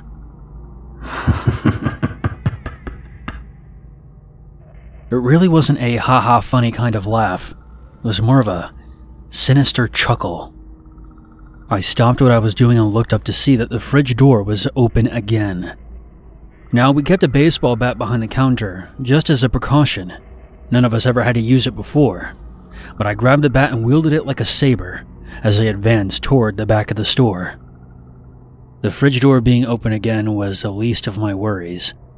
A hooded figure was standing just beyond the open door. Holy shit! How long have you been back there? The figure did not answer. I gripped the bat tighter. Hey man, are you alright?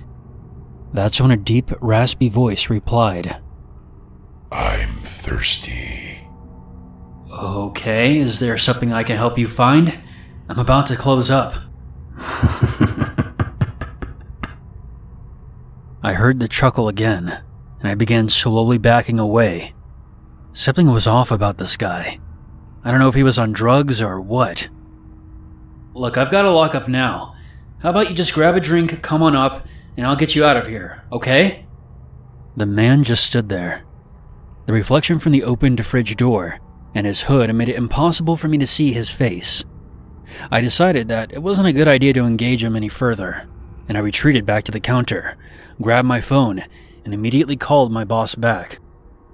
He answered after the first ring. Hey, that guy I said was in here earlier is now standing by the fridge right now. He's just standing there chuckling like some kind of lunatic, and I can't get him to leave. What should I do? My boss went silent for a moment, before asking, What does he look like? I don't know, he has this black hood on under an old winter jacket, with a pair of jeans and some black shoes. His hood is hiding his face, so I can't really see it. Shit. Alright, hang on. I'm on my way to the store. Stay on the line until I get there. Why? What's the deal? Just stay on the line until I get there. Watch that guy and see what he does. If he doesn't leave within the next few minutes and I'm still not there, I want you to call the cops on the store phone. So I waited by the front counter for my boss to arrive. He lived about 5 minutes down the road. While I was on the phone with him, I heard the fridge door slam shut, followed by a loud crash at the back of the store. I nearly jumped out of my skin. The next thing I knew, I heard the sound of someone rushing up towards the counter, but I couldn't see anyone. After a moment, the noise stopped. Hey, you still there? What's going on? Yeah, I'm here. I thought I heard someone running toward me. I don't know what's going on here. This guy keeps disappearing. I'll be there as soon as I can. I want you to call the cops. I quickly set my phone on the counter and started dialing 911 on the store phone. I then heard another chuckle, and I looked up to see the hooded man standing in front of the counter. I jumped back, almost taking a swing at him with a bat. I finally saw the man's face. There was something very wrong about its appearance.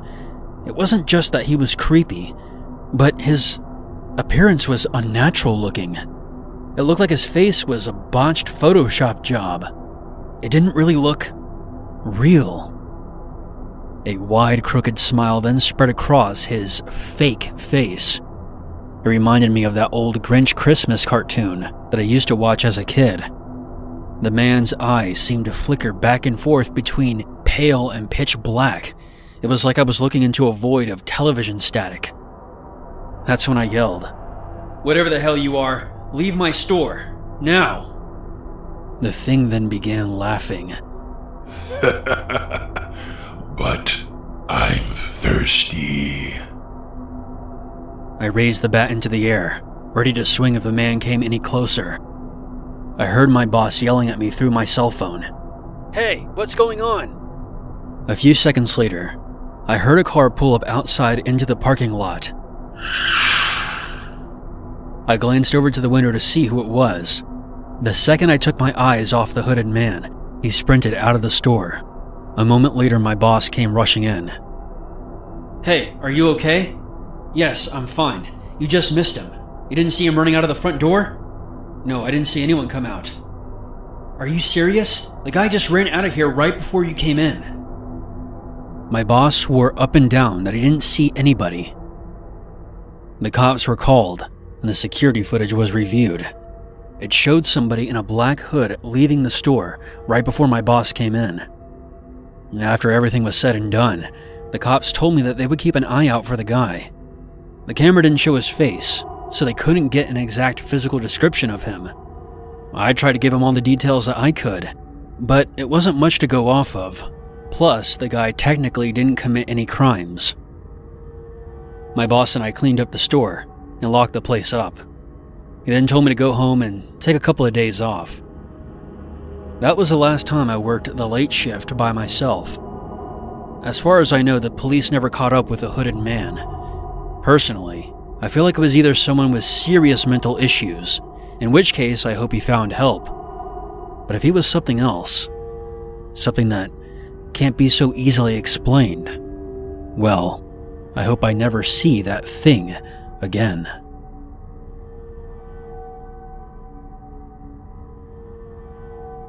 I was around 19 or 20 when this occurred. I was living in a small apartment with my best friend, Mason, at the time.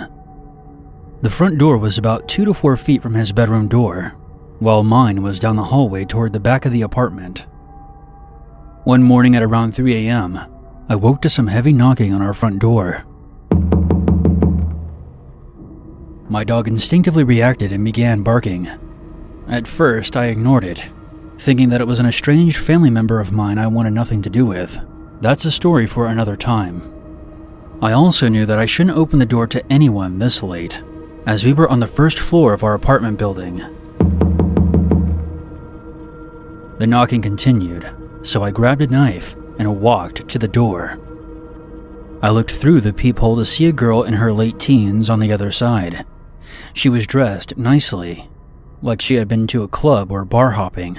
We were about 5 miles from the University of Central Florida, so it wasn't uncommon for college kids to be out and about. With much trepidation, I opened the door and I asked the girl what she wanted. She explained that she came here with a guy who started acting very strange and she needed help. I was about to ask if she wanted me to call the police when we both heard a door open and slam shut on the level above us, followed by someone barreling down the staircase near my front door. We both looked to the stairs at the end of the hallway, listening to the booming footsteps descending. The girl panicked and pushed past me into my apartment. I then quickly locked my door. I brought her into our living room. I was now flustered that I had been thrusted into this situation against my will, but whatever. I guess if things were reversed, I'd want someone to help me out too. and I felt better after hitting my bong. Thankfully, no one came to the door. The girl was still very upset and asked me through tears if I would walk her back to her car. I said sure, and I would bring my dog Caddy along with me, who is a pit bull Rottweiler mix who would bite someone's ass cheek off if they tried anything. I leashed my dog and we walked to the parking lot, which was not too far away from my building. I watched the girl get into her car, and she thanked me before closing the door and driving away. The next morning I asked Mason if he had heard all the commotion. I didn't hear anything at all, dude. I slept soundly through the night. When I told him what happened, he didn't believe me at first and even teased me. You're so full of shit. You probably dreamed up that scenario from all those bong hits. I started second-guessing the whole thing, but deep down I know that it happened. The stuff I smoke is good, but it's not that good. I still have no idea what the guy on the second level looked like or what his intentions with that girl were, but I like to think that I saved that girl from being assaulted, or worse.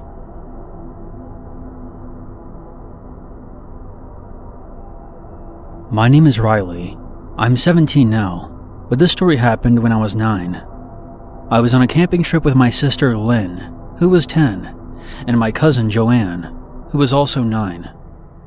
My grandparents were camping enthusiasts, so they wanted to take all of us on our first camping trip. I had very bad separation anxiety from my mom when I was growing up, and this was my first time going somewhere without her, so I wasn't too happy about the whole thing. Luckily, we were only going to be gone for 3 days. The site had about 150 lots to set up camp. The day we got there, there were about 15 of the lots taken. We went there 2 weeks after school started, so it wasn't that busy. The first night we got to the campground, Lynn, Joanne, and I went on a walk around the entire campsite, while our grandparents set up the trailer. On our walk, we saw a white kitten sitting on the gravel, just looking up at us. We all tried to pet it, but it ran off down a side trail that we hadn't noticed. We followed it, and it brought us to a small abandoned playground behind the trees. It looked like something out of Silent Hill. There was a tall metal slide, 4 swings, a jungle gym, and 2 of those pig and horse seesaws. We didn't want to miss out on dinner, so we noted the playground's location and returned to the camper. The next day we went to the lake and swam until around 5 p.m. After we ate dinner, we were all sitting outside of the camper just chilling, when Lynn popped up in her seat and said, "Hey, let's go check out that playground we saw yesterday." Joanne and I thought it was a good idea. It was the perfect temperature out that night. Not too hot, but not too cold. We got on our shoes and made our way to the old playground. It took us about 5 minutes to get halfway there, since this campground had long trails, and we weren't really in a big hurry. We all suddenly stopped. That same white kitten was sitting on the path. We all got real quiet to not scare it off, and then we heard a twig snap behind us. We all looked back to see a girl who was around our age. She had on a short white dress and had curly brown hair. We didn't feel like hanging out with someone that we didn't know, so we just kept walking without saying anything to her. I would look back every few minutes to see her following us, but I thought that she might be heading back to the campsite. We ended up making it to the playground and hung out there for about an hour. We were on the swing sets, and there was a 6-foot fence on the back side of the playground, with a lake on the other side. We were all enjoying the view of the water and sunset when we heard another twig breaking somewhere off in the forest. We all stopped swinging, trying to see if there was anyone nearby. I ended up looking towards the slide and seeing that same girl from earlier hiding under it. I was startled. I told Lynn and Joanne that we should start heading back to the camper, since it was getting dark. They agreed. I didn't mention the girl hiding under the slide. Once we walked down the trail and were heading back towards the campers, I looked back one last time to see that same girl standing at the edge of the forest, watching us. Once we got back to our camper, we didn't see anyone around the campsite. It was practically a ghost town. Once inside, We noticed that our grandparents were nowhere to be found. We peeked out of the windows, and we realized that everything was quiet. There was no chatter from the other campers. There were no dogs barking, no kids running around, no music playing. Everything was just silent. This was unsettling. Because of our young age, none of us had cell phones to call for help. We all just sat in our beds, not saying anything. We were supposed to leave early the next morning, so we decided to call it a night, hoping that our grandparents would show up at some point. When we all woke up, Lynn stepped outside to see if anyone was there. But just like the day before, there wasn't a soul in sight. She came back inside and we locked the door, and we all started crying, hoping that this nightmare would just come to an end. We went on the whole day without leaving the trailer, and we eventually went back to bed. I woke up sometime later to hear a bunch of police sirens and people talking outside. I got up to see what it was, and I immediately saw my mom getting out of her car, surrounded by at least 8 police cars. She instantly ran right up to me and hugged me. We were all confused about what was happening, and everyone just told us that our grandparents had gotten lost. But a few years later, when I got older, I discovered the truth about what happened. My grandparents and the 15 other families on that camping site disappeared without a trace. No one knows what happened to them. The police were notified by multiple other family members when they didn't hear from their relatives at the campsite. I'm still not sure why nothing happened to us that day. Whatever caused those people and my grandparents to disappear must have occurred while we were at the playground. Deep down, I believe that little girl we saw was a guardian angel protecting us. That campsite's reputation never recovered from this incident, and it ended up shutting down shortly after. The mystery of the vanishing campers has never been solved.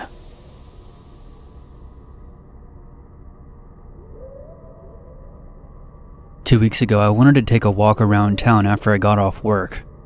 I had about an hour of sunlight left, and I wanted to be home to do some housework before it got dark. It was about at the midway point that I saw someone following me. It was a man wearing work gloves, sunglasses, and a ball cap. It didn't really concern me at first, because sometimes I see other people during my walks, even around this time. However, it was still quite warm out, and I thought it was strange that he was wearing so much. During my walks, I sometimes like taking photos of the sky or interesting tree formations, the scenic kind of stuff.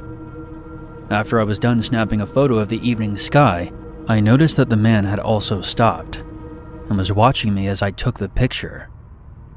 I tried to be positive and thought that perhaps he was also looking at something. I continued on, but I deliberately slowed down, and he did the same. I felt my heart begin to beat faster, but I didn't want to panic. The town I live in is quite rural, surrounded by forest on all sides, plenty of space to hide a body. On the other hand, this was the kind of place where people left their bikes unlocked and their front doors open. It was refreshing for me when I first moved here. Although, since I arrived, things have changed. I've noticed new faces showing up, like the man following me that night, and it seems that the more populated this place became, the more crime took place. What once felt like a sanctuary was now quite uncomfortable for me, and even before what happened that night, I had already made the decision to move out at the end of the month. I quickly made my way through a cluster of trees and onto another street, and saw a few people out and about, so I felt safer. I looked behind me and saw the man walking through the trees. Seeing him frightened me, but I needed to keep my composure and ask someone for assistance. He continued to tail me as I went down a couple of side streets. I eventually stopped at a community pond. Soon my pursuer emerged. There was no mistaking it now. He didn't just happen to be walking down the same streets I was, and I was just being paranoid. He was targeting me. I was on the other side of the pond when he approached. He never took his eyes off of me as he took a seat on a park bench that was next to the pond. I was barely holding it together. I left the pond, making sure I took another path to avoid the man, and soon I found myself outside of one of the only restaurants in town. During all the commotion, I forgot that this place was near the pond. I saw two women walking their dogs, and I went to them and asked them for help. As I explained everything to them, the man came around the corner. When he spotted me, he came strolling towards me while I stayed behind the two women. One of them spoke directly to him. "Hey, are you bothering this woman? You better leave her alone, weirdo." Thankfully, the man simply walked past us and disappeared down the street. Afterward, I accompanied the two women as they walked their dogs. It turns out that they were passing by my place anyways. I never saw that man again, and I avoided going for walks around town after work for the remainder of my time there. There's no telling what would have happened to me if I hadn't been vigilant that night. What did he want from me? What did he plan on doing? These are frightening thoughts. I'm considering taking self-defense courses in case something like this happens again.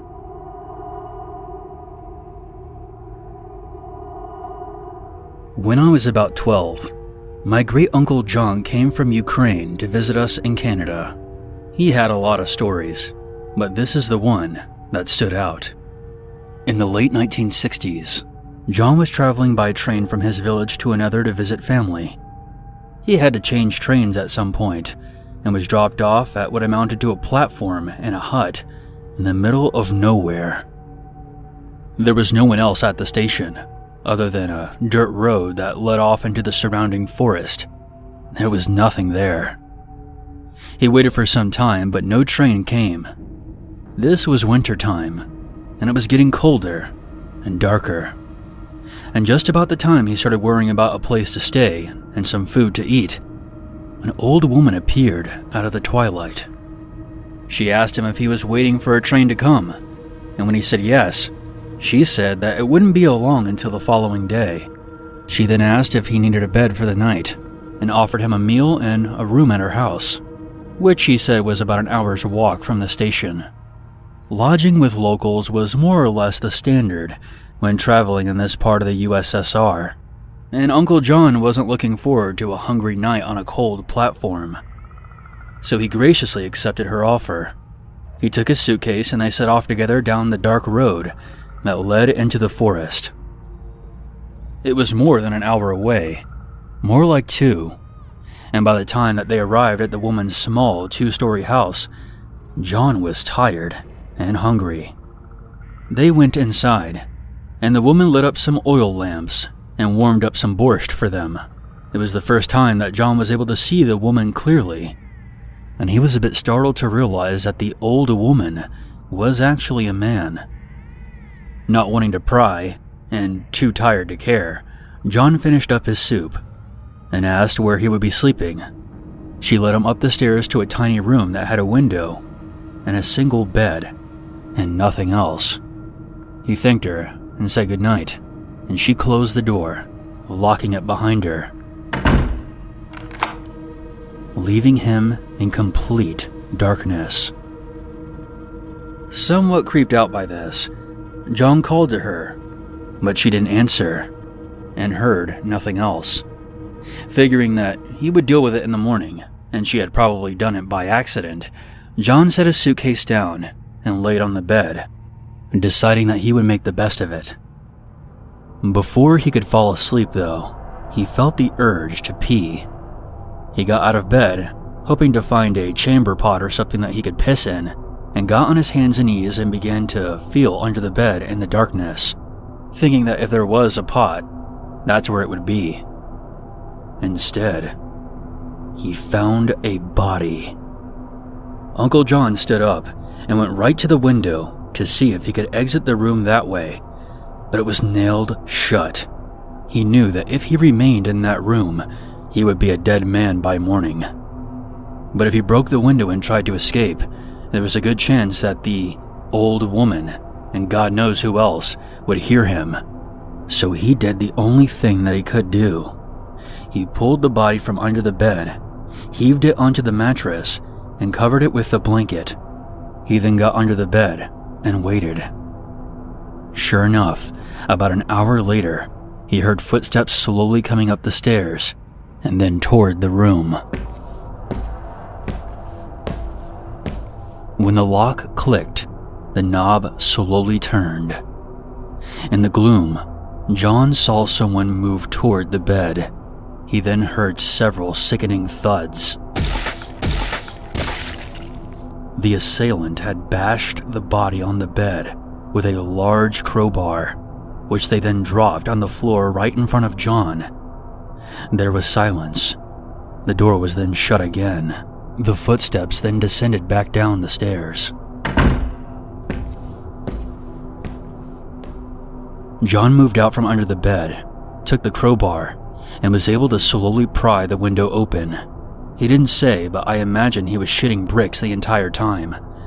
When the window was up, he threw the suitcase out, then dove through himself, not caring what was below him. He was only worried about what was inside the house.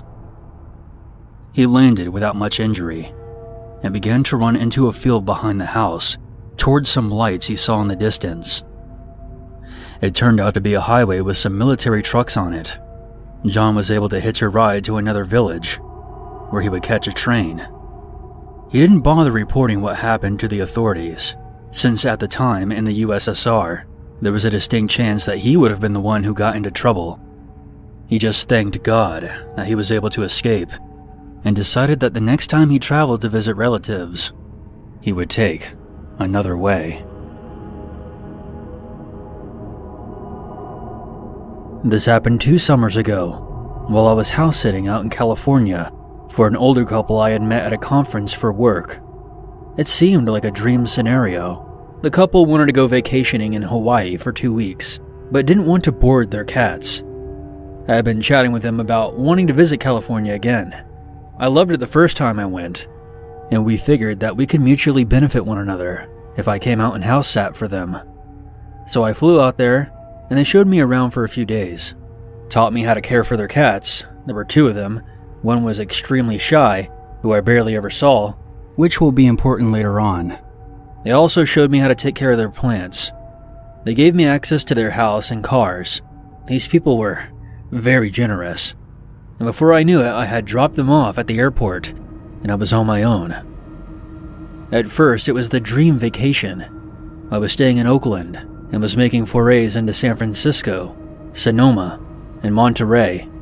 In the mornings I would walk out of the front door, and shortly would be hiking in the pass surrounding the nearby Mount Diablo, and I would just be ultra content with the world.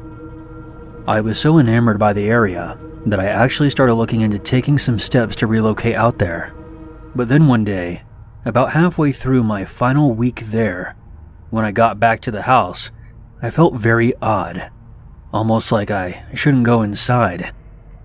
I shook it off and went inside anyway, because it was getting late, and I needed to feed the cats. Once I was inside, I forced myself to ignore how off it felt, and I made some dinner for myself, went to bed, and was shocked to find that the shy cat was hiding under my bed and crying. This was the first time I had ever seen her up close. The entire time that I was staying there, up to that point, she never left my host's bedroom. Again, I ignored the weird feeling I had. I assumed that she had decided that I was okay, and then shortly after I went to bed. However, I did start locking my bedroom door that night. I also remember about halfway through that night that I thought I heard someone walking around in the gravel outside of my window, but after listening for a bit, I didn't hear anything else, and went back to sleep. The morning after, I still felt a bit odd, but I kept up with my plans for the day. I drove out to a small music festival happening in Sonoma, and then I went clothes shopping after. Overall, I had a great day. When I got back to the house though, I found that the front door had been locked in a way that I hadn't left it. Basically, my hosts never locked the deadbolt. Only the lower locks, and that's the only locks that my key worked on. So I never messed with the deadbolt, but it was definitely locked. So I had to call my hosts and find the hidden key, which to their credit safety-wise, was buried a whole foot underneath a bush outside and had definitely not been unearthed for a long time. So I used it when inside and kept the key with me just in case it happened again. And it did, but with a different door. This time I stepped out into the garage to grab a drink. When I turned around to go back into the house, the door was shut and locked. I could use my normal key on that door, but I was still pretty bewildered.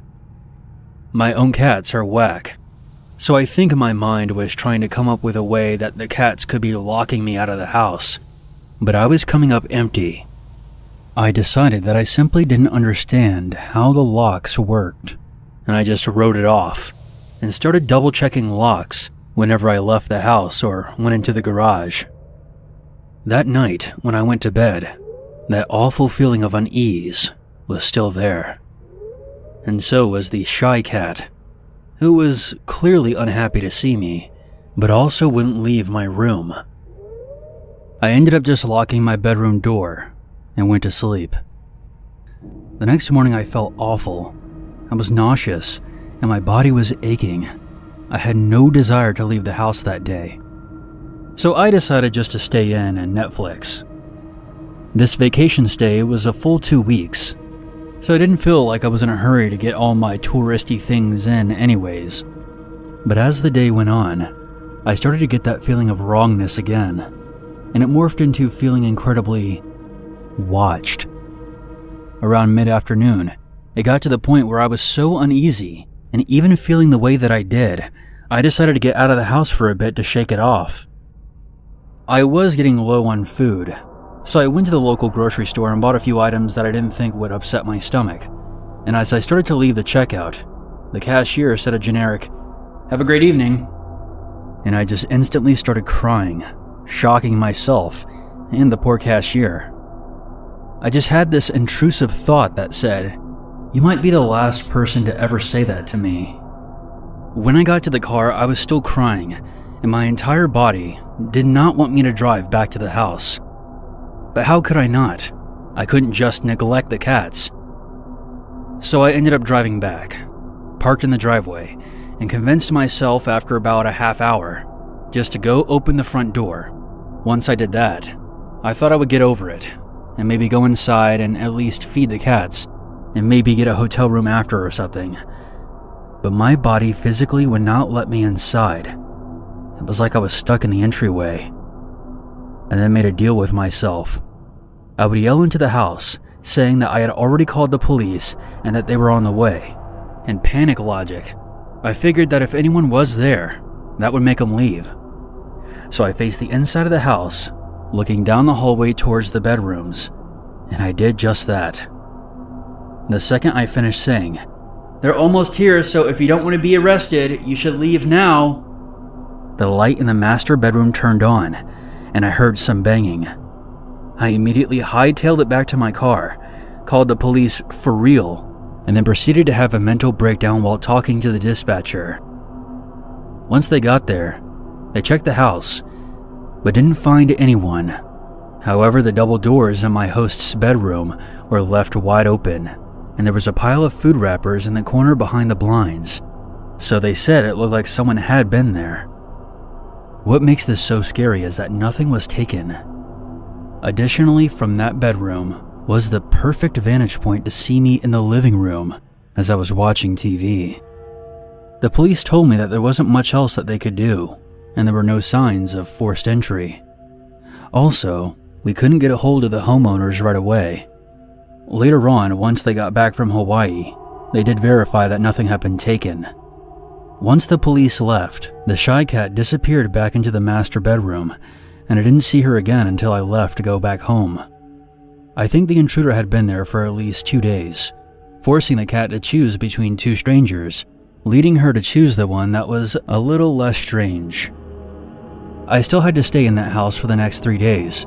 Nothing else odd happened, and I didn't feel that something was off for the rest of my time there, but the damage was done. This situation messed me up pretty bad, especially since they didn't catch the person.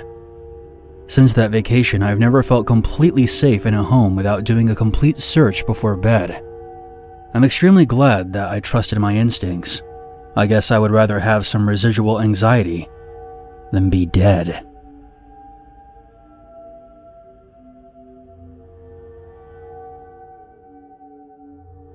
There's always a reason to be afraid.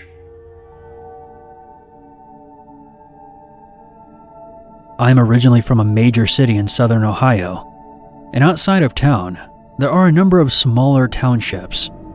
One of these is known as the more country bumpkin redneck part of town. It's not even in the same county, but it's part of the general area of my city. In the woods there is a legend of Hell's Church. Supposedly an old church that burned down where Satanists would perform rituals, or a Satanist church that burned down by a ritual, depending on who you ask. There are a number of these Hell's Church stories in Ohio, and many different places, but this one was closest to us, and a number of my friends decided they wanted to be ghost hunters and check out haunted places around where we lived.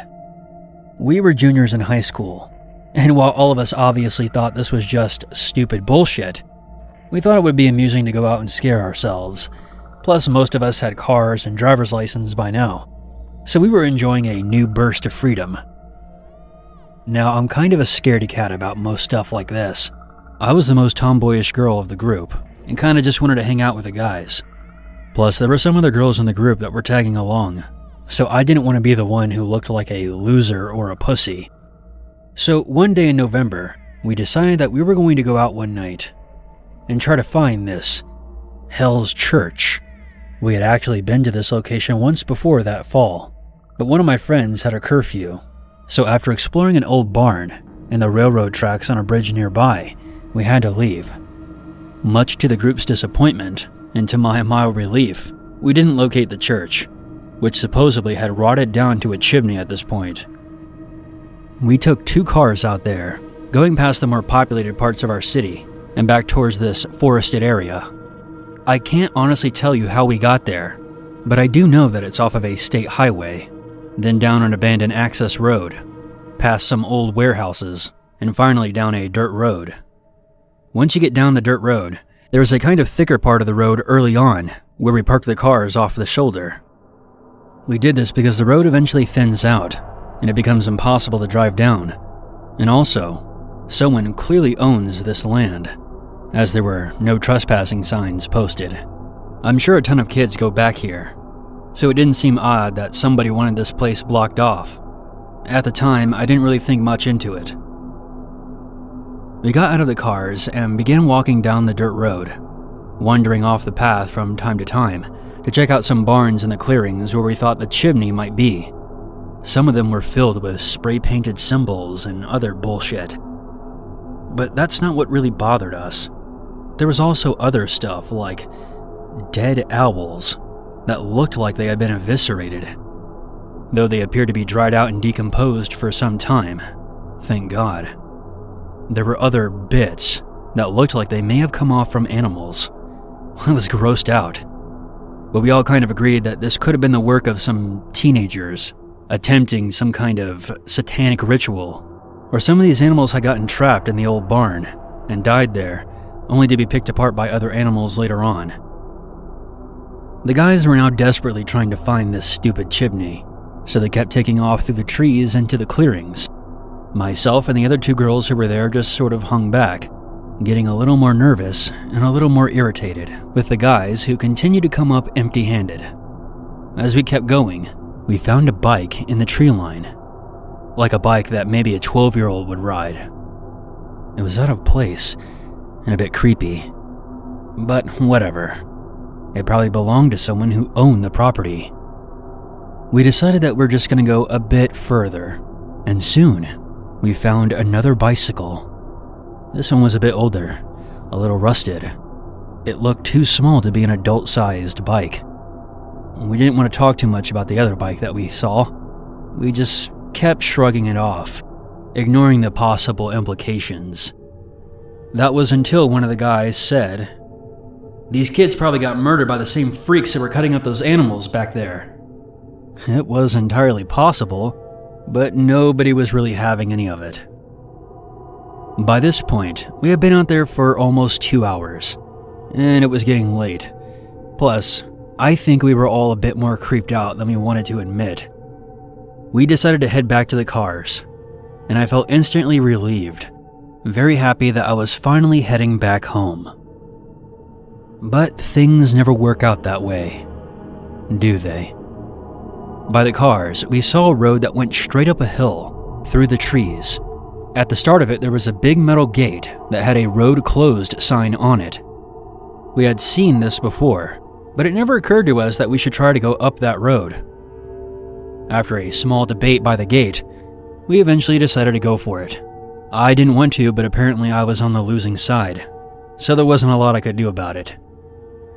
We climb over the gate and start up the hill, where an old cracked pavement road crumbled under our feet. Along with the poor road conditions, there were a bunch of trees that had fallen onto the path, blocking off the road from any cars passing through. Some of us started to seriously question if we should be doing this, arguing that someone obviously wanted to keep us out of here, but we just got made fun of for being afraid and kept going. I couldn't see where the road ended. We had flashlights, but they weren't doing us much good, and the trees made it hard to see. All of a sudden, the road ended. The trees opened up off of an incline to a flat field. What a sight that was. It was a flat field with tall grass on either side, probably 2 or 3 feet high. The path that we were on extended into the field.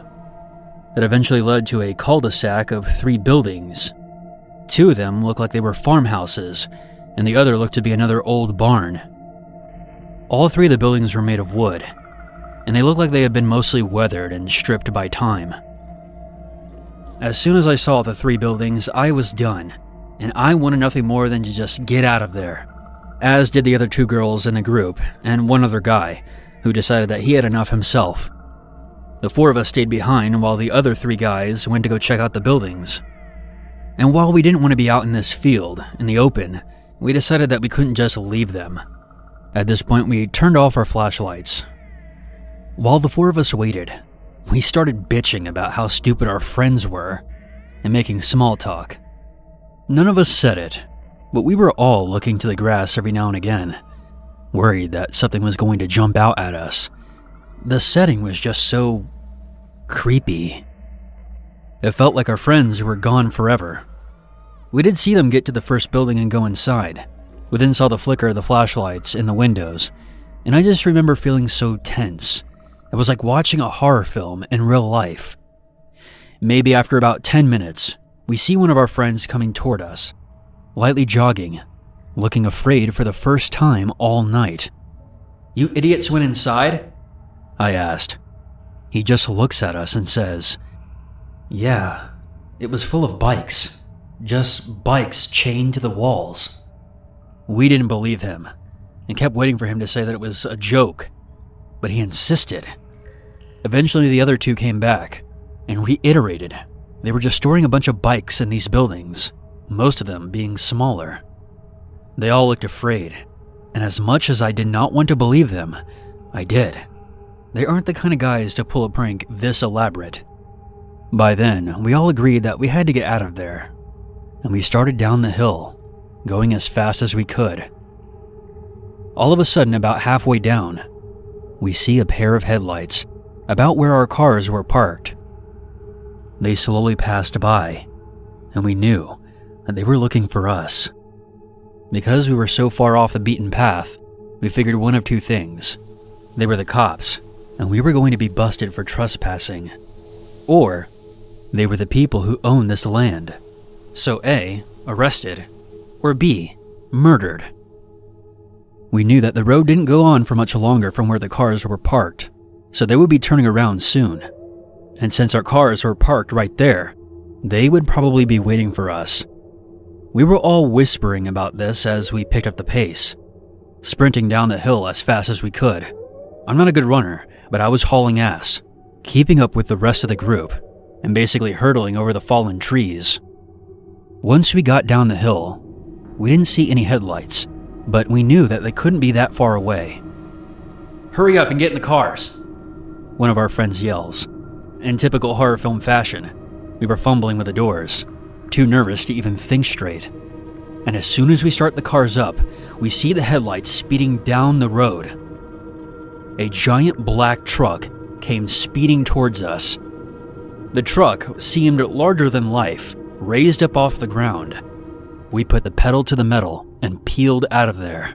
The truck was still following us, tailgating the car, almost as if they were trying to run us off the road. We were all screaming, looking back at the truck, fighting for some distance. Once we got back to the highway, we were switching lanes, trying to escape. Luckily, we were in sedans, so it was easy for us to weave in and out of the other cars. But the truck still pursued us. Both of our sedans were in 2 different lanes, but we didn't want to get too far away from our friends. The passengers of both cars were texting back and forth, trying to make a plan. It took us about 15 minutes to finally lose the truck. I'm not sure if the distance was too much, or if they just gave up and turned around. But once we got to the big shopping center area, we ducked off the road and into a Sonic parking lot. We all sat in our cars for a bit, watching to make sure that we didn't get snuck up on. It took us a while to settle down enough to head home. Everyone was pretty shaken up, even the guys who had tried to act tough the entire time.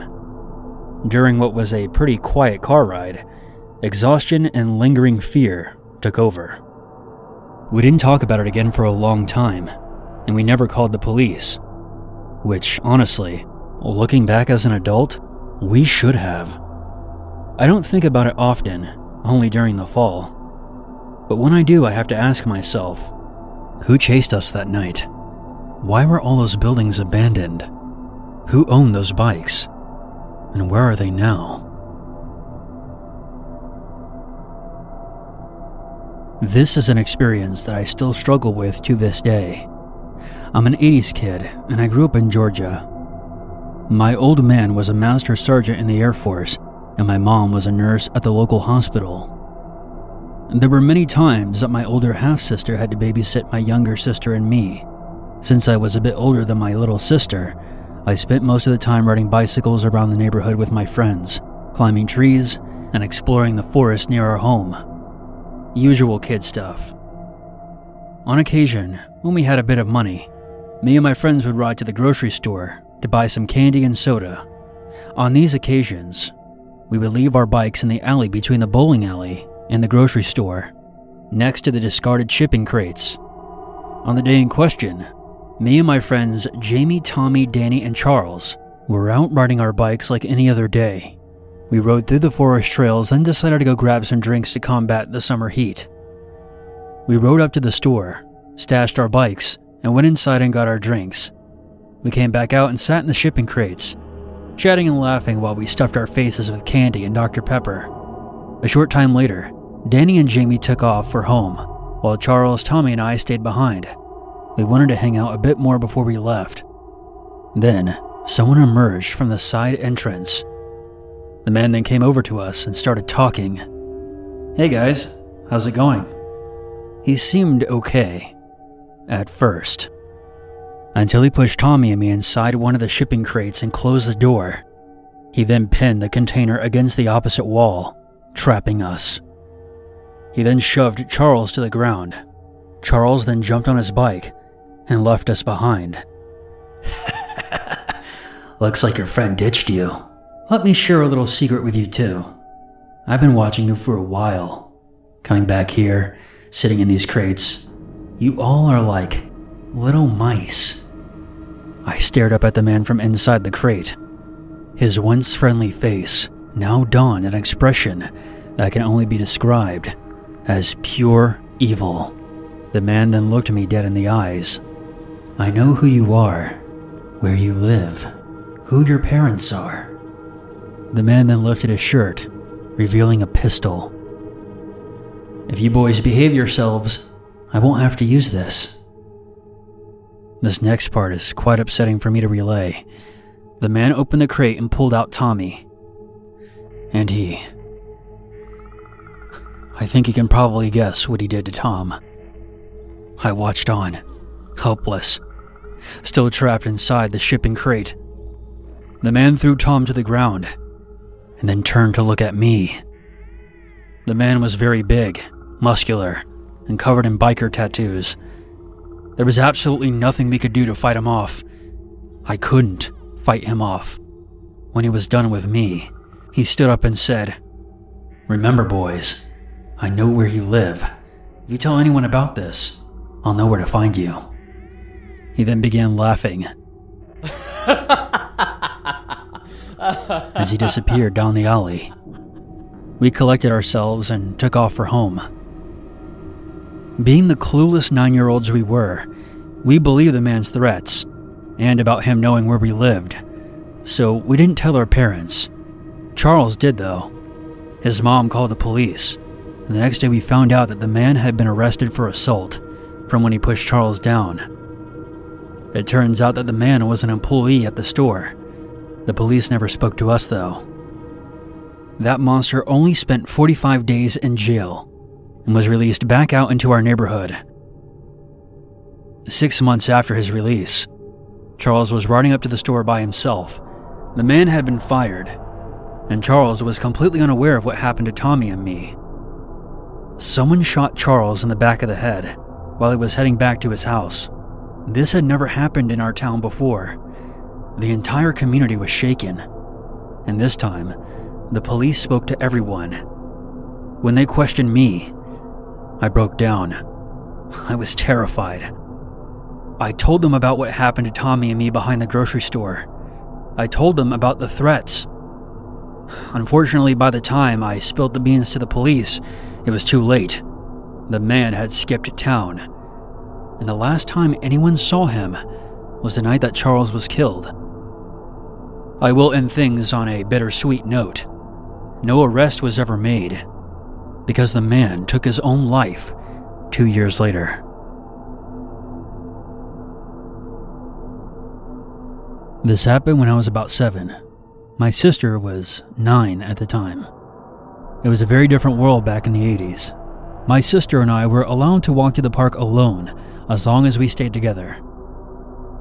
We did this all the time and never had an issue until that day. There was a playground that sat adjacent to the baseball field. Beyond the baseball diamond, you could see the forest that bordered our neighborhood, the only landmark being a massive boulder outside the tree line. We were the only ones in the park that day, playing on the monkey bars. I remember seeing a figure standing at the edge of the woods as it moved toward the boulder. As I focused my vision, I could see that it was a man with no shirt on. He looked like he was out of shape, and he had long, messy hair that fell to his shoulders. I honestly couldn't tell if he was wearing any pants or not. When he noticed me looking at him, he beckoned for me to come over. My big sister immediately said, "Don't you dare go over there. Stay away from him." I might have been just a kid back then, but my dad always taught us about stranger danger. We ran all the way back home and told our dad what happened. He called the police right away and reported it. A police officer showed up a short time later. After we told our story, the officer turned to my dad and said, "You know kids, they sometimes make stories up." I was absolutely crushed that the officer did not believe us. After he left, Dad said, "Don't worry, I believe you." From that day on, he would walk us to the park himself. Thankfully, we never saw that man again. However, 2 kids from a nearby neighborhood did go missing around the same time. When the news broke, I saw a sketch that was made of a suspicious man wearing no shirt who was seen in the area where the kids were shortly before they went missing. It was the same guy. I honestly don't know what became of the missing kids. My parents shielded us from stuff like that, especially after what happened at the park. Who knows what could have happened to me and my sister if that man managed to snatch us up. Before I end this story, I just want to say that I'm not someone who hates cops. But that day, they got it wrong.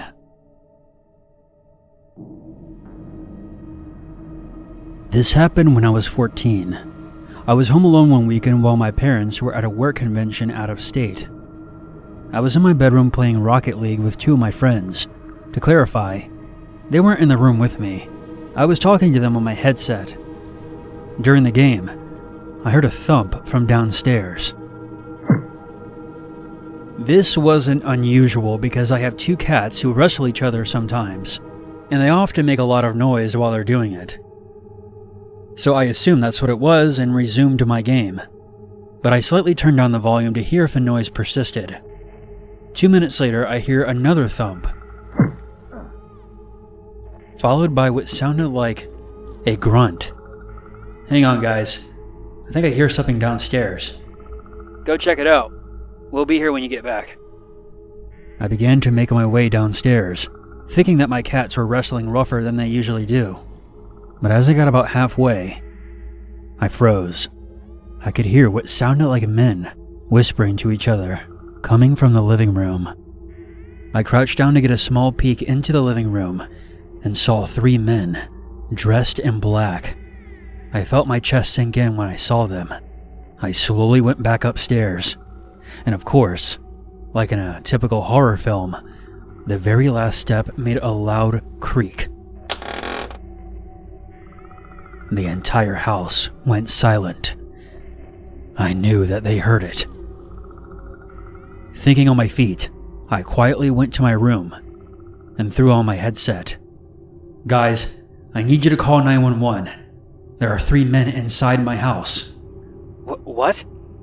Look, I don't have time to explain. Just call the cops and send them to my house right now. I'm being 100% serious. I then threw my headset on the bed. I could hear footsteps coming up the stairs. I had to think fast. I knew that if I locked myself inside my room, they would know where I was.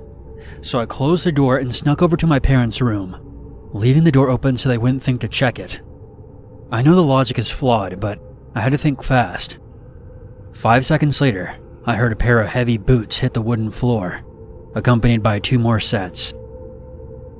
I then heard them get louder as they came down the hall and stopped outside my bedroom. I heard pounding on my bedroom door, followed by a deep voice saying, Open up, kid, before I kick this door down. I lost my nerve and made a rash decision. I made a break from my parents' bedroom window and slid it open. I must have made a lot of noise while I was doing it, because I heard the footsteps coming towards my parents' bedroom now. I looked over my shoulder and saw a dark figure appear in the doorway. Get back here! The man yelled as he ran towards me. At this point, I tried jumping out of the window, but the man grabbed one of my ankles. Luckily, I was able to move my feet and slip out of my shoe, and I fell onto the small roof above my back porch. The man at the window jumped after me. I remember seeing a pair of boots coming right at me. I swear the man's feet would have gone right through me if I hadn't rolled off the roof at the last second. I landed awkwardly on my left ankle, but otherwise, I was okay.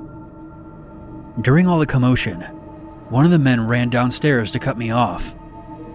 Limping on one foot, I made it to the backyard gate before the man grabbed me and threw me to the ground. I tried to yell, but the man covered my mouth with his hand as the 2 other men climbed down from the window. The 3 of them began pulling me back into the house. But before they could get me through the door, I heard the sound of police sirens closing in. The men all looked at each other. Shit! They dropped me and ran towards the back gate. I limped my way to the front door and yanked it open and yelled at the police officers. Hey, they're in the backyard. 3 of the officers ran towards the backyard, while another helped me to one of the police cars. They managed to catch one of the assailants, while the other 2 made it over the fence. They threw the man into one of the cruisers as I was giving my statement. Soon, the 2 friends I was playing online with pulled into the driveway on their bikes. Hey Gabe, are you okay? Yeah, I'm alright. Thanks for calling the cops for me. The man that was caught was charged with burglary and attempted kidnapping. It turns out that the men broke through the basement window. I'm thankful that I managed to escape with only a sprained ankle. My lesson to everyone listening is to always follow your gut and never ignore any sounds you hear while you're home alone.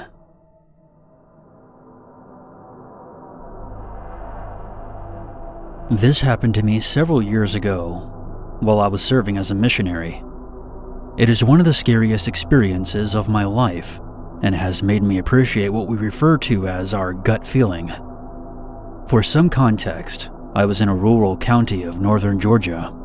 5 of my friends and I received a call from our church to go to the house of a close friend and help them out with some yard work. Being young volunteer missionaries, we jumped at the opportunity. The location was so far off the reservation that it wasn't even considered a town. It was more of a neighborhood with huge houses surrounded by forest. To this day, that place doesn't even come up on Google Maps. After an hour of driving, we arrived at the house and were greeted by a woman, who I will call Linda. She told us to drive further up the hill, so we drove up the paved road that looked like an escape maze from a kids' menu. We arrived at the top of the hill and parked the car. The entire property was littered with heaps of trash and abandoned trailers. It looked like a tornado had stopped by for a visit to do some exterior decorating. Imagine the TV show Hoarders, but rather than just one house, it was an entire acre of property in shambles. The woman's sister, Sherry, who had previously owned this property, was not there. It was just Linda and her husband Brett. She told us that we were doing this without her sister's knowledge. Her sister was a hoarder and a serious drug addict. She told us to throw everything we saw into a giant metal trash container. We felt uneasy doing this without permission, but we didn't think much of it. I wish I had listened to my gut feeling. Linda told us to clear out everything we saw before her sister got there. Linda had bought the property back from her sister and was due to have a lease in a couple of weeks. Linda and her husband left, and we got started. I won't go into the cleaning process as there isn't much to mention. There were 3 abandoned trailers within 50 feet of each other, so we were all within sight. I was the type to explore abandoned places when given the opportunity, and I decided to be adventurous and go to the back of the first trailer, out of sight of my friends.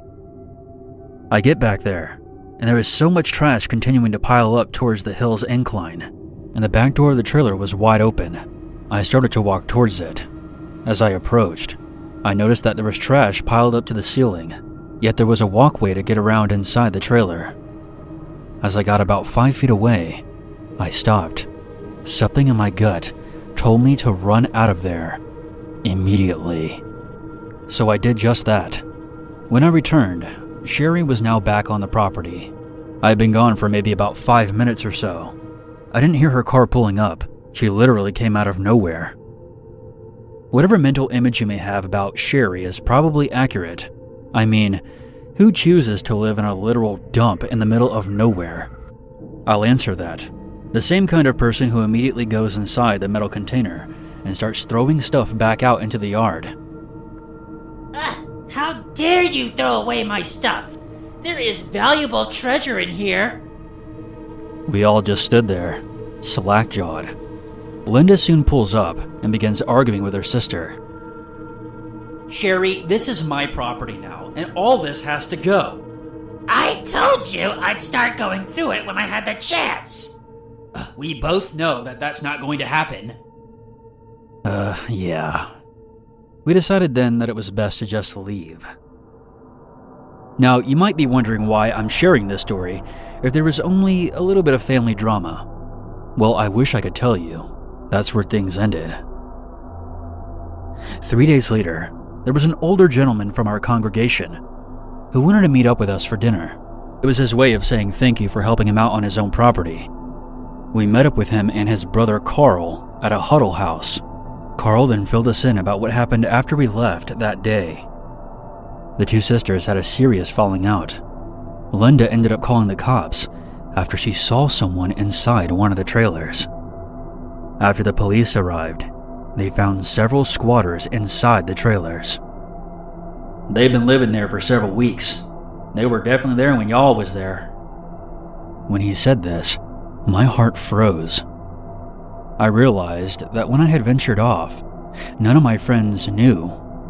I was mere feet away from potentially walking into multiple squatters. Since that time, I have become proficient with several styles of martial arts. However, at the time, I had barely started training, and I wouldn't have stood a chance against one squatter, let alone multiple. They were likely watching us from the windows that day, and they could have surprised me with a hammer and dragged my body off into the woods. I'm grateful that I listened to my gut feeling when it mattered the most, and I recommend everyone listening to do the same.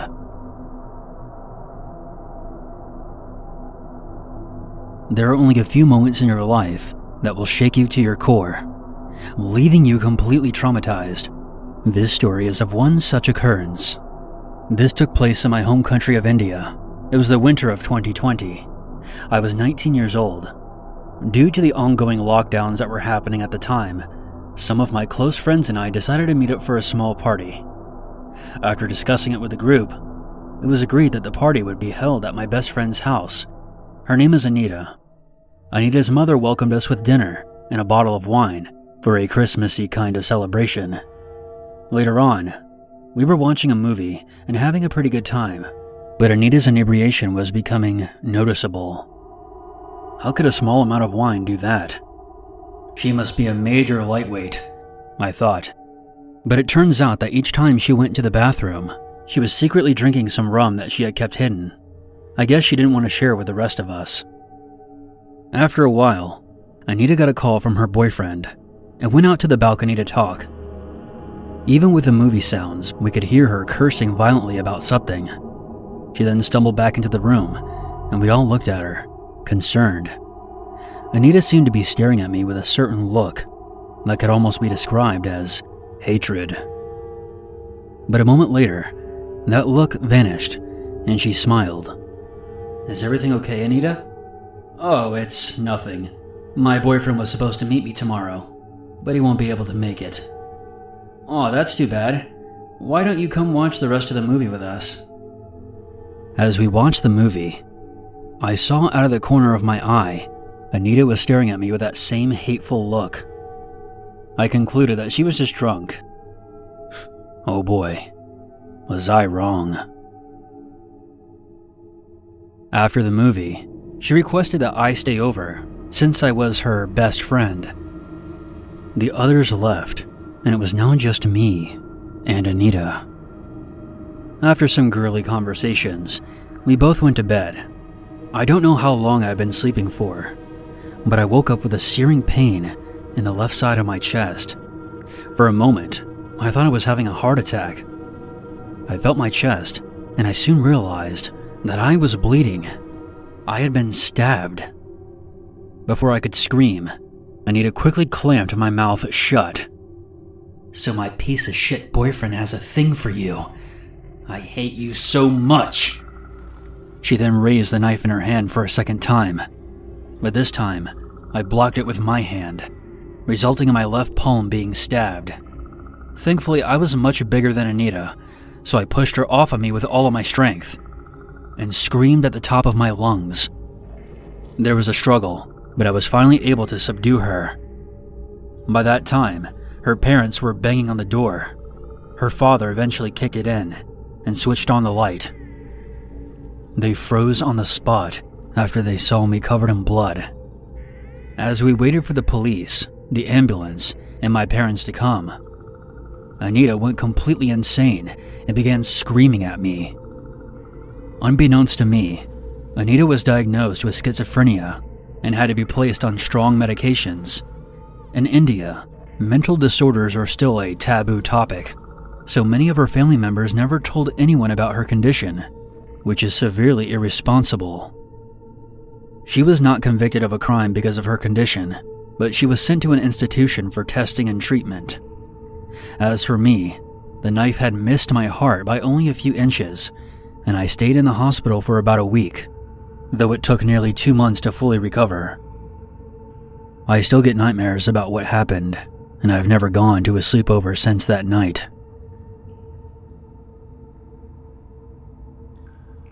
This didn't happen to me. This is my mother's experience. I'll give you some background before we get into the incident. My mother was 11 years old at the time, living in the same bedroom that I currently live in. Our house is very old and is located in a very secluded area. The nearest neighbor is at least 5 miles away. The bedroom faces the backyard, which is inaccessible from the front yard unless you scale a metal fence. Now on to the night in question. I will tell the rest of the story from my mother's perspective. One night at about 2 a.m., I was sleeping in my bedroom when I was woken up by the sound of scratching on my window. It sounded like the branches from a nearby tree were rubbing against the screen of my window. I tried to ignore it, but the noise persisted. It kept happening in intervals, with about 10 seconds in between. Then I realized something. There were no trees or bushes by my window. There were some along the other side of the house, but not where my room is. That's when I decided to get out of bed and take a look. I stood there listening, terrified to see what was behind the blinds. I gathered up as much courage as possible and yanked the blinds back.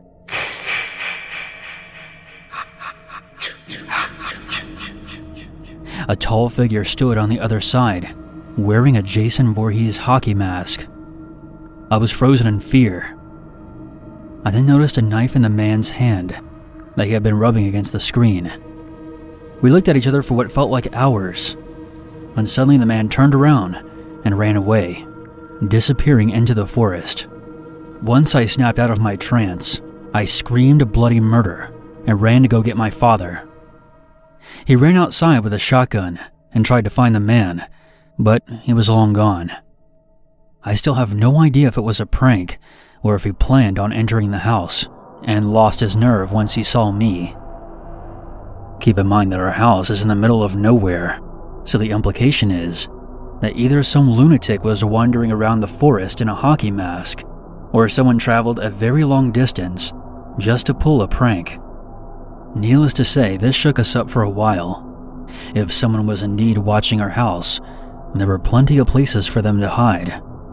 But thankfully, nothing like that ever happened again.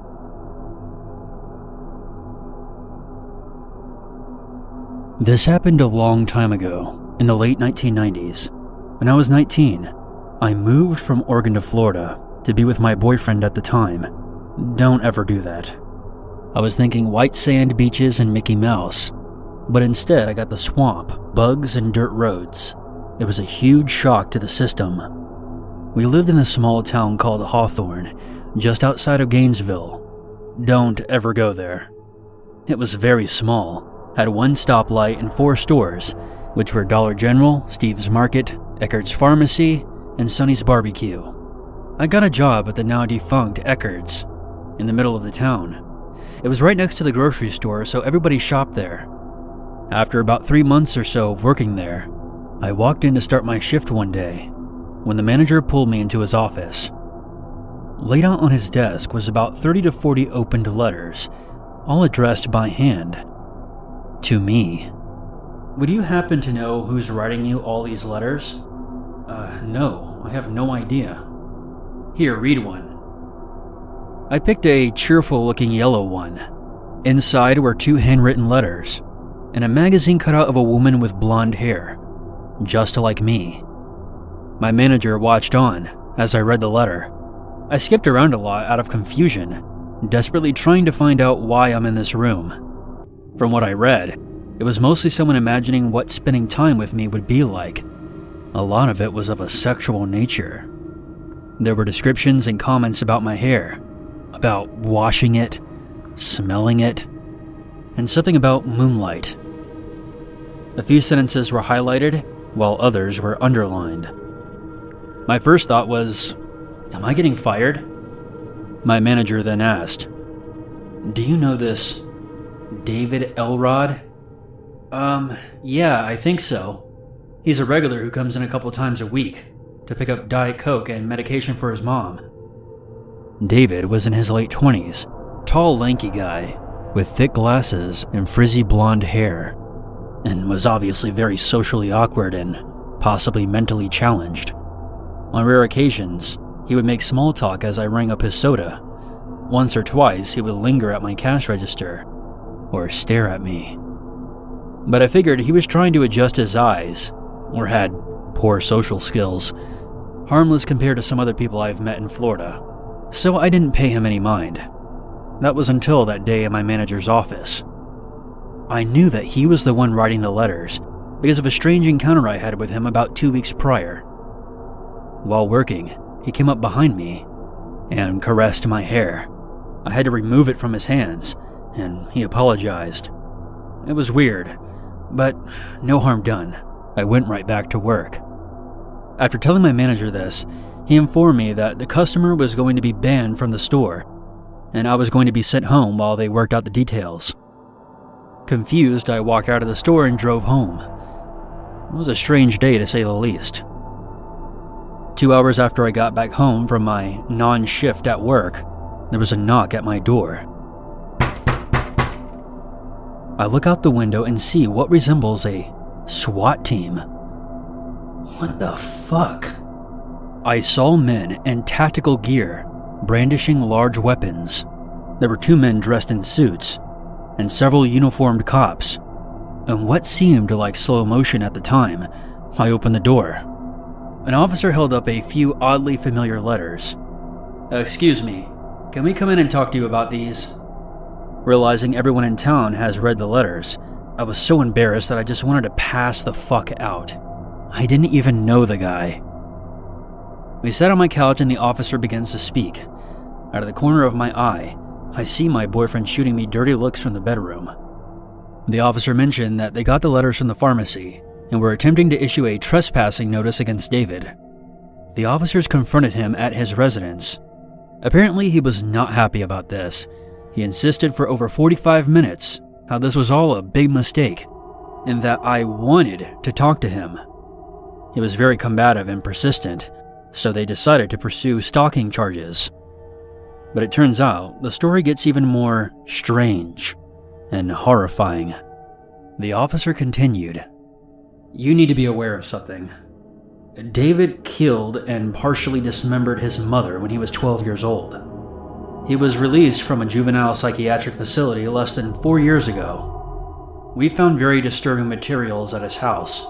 We believe that he's been stalking you for quite some time. His mom has been dead for years, and he's still coming to my store and picking up her medication and Diet Coke. I remember that he would often say, 'It's my mom's favorite drink.' David was arrested the next day for stalking after he was found in the Eckerd's parking lot. The last thing I ever heard about him was that he was readmitted to the psychiatric hospital, at least temporarily. I didn't have a chance to read all the letters in full before they were entered into some vault of evidence, nor did they explain what they found at the house. So I never had the full scale of what was happening. My boyfriend at the time was a huge dick about the whole thing, so I moved back to Oregon a week later. Besides, he wants to hang around when Norman Bates is fixated on you."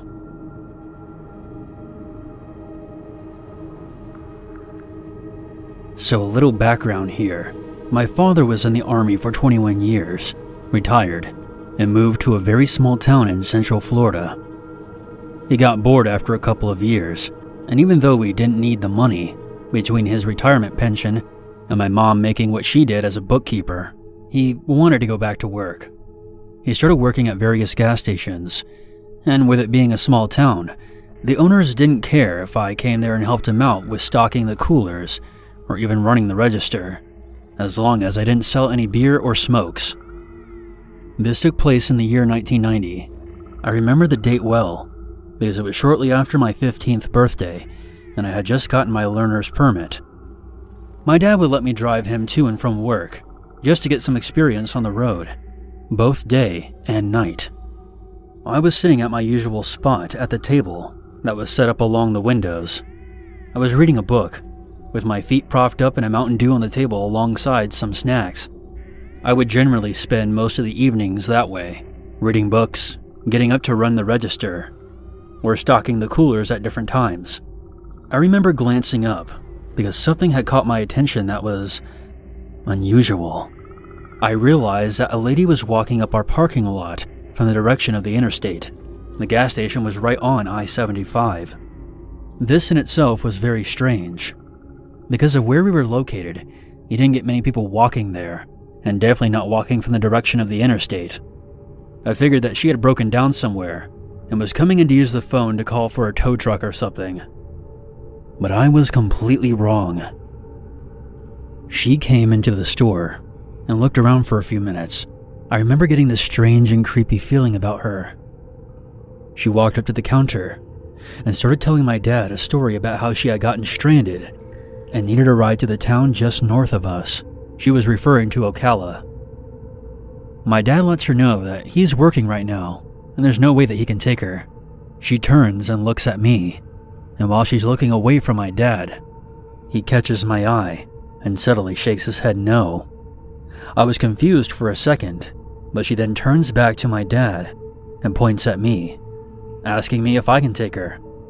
My dad cut in and said I only had a learner's permit and that I wouldn't be able to drive her anywhere. Normally, I would have done it, even though it's illegal, because I had done it a few times before already. I didn't argue with my dad, since this was completely out of character for him. He was normally chatty with the customers, but for whatever reason, he was almost curt and dismissive of her. It turns out he had a bad vibe the moment he had seen her walking up the drive. She cursed him out for a minute and then he basically told her to get out of the store. She opened up the door and stormed out. I thought the glass was going to break from how hard she slammed it shut. She then walked out of the store, down the driveway, and I continued to watch as she made her way back up to the interstate, and then up the northbound ramp. Almost a year later, I'm in my bedroom. It was less than a week before my 16th birthday. I hear my dad yelling from the living room, "Son, get your ass in here and look at this." I quickly run to the living room, and I see my dad pointing at the TV, and I look at the mugshot of the lady that was on screen. I immediately remembered the lady who had been in the store. It turns out I almost gave a ride to Eileen Warnos, who was later convicted of being a serial murderer, and then later was put to death. I still have nightmares about what could have happened if I had given her a ride.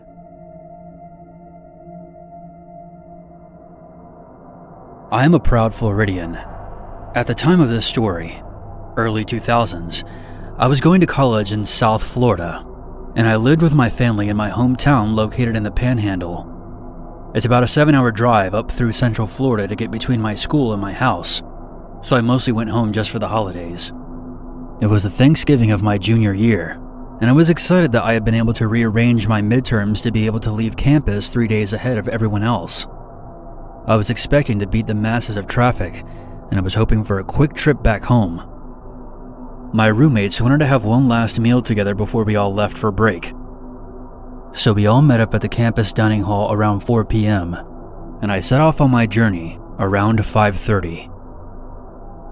Around 10 p.m., I was just a bit more than halfway there. I always stopped at this mom and pop kind of diner by the side of the highway to grab some food, use the restroom, and called my dad to let him know that I was okay. I didn't have a cell phone back then.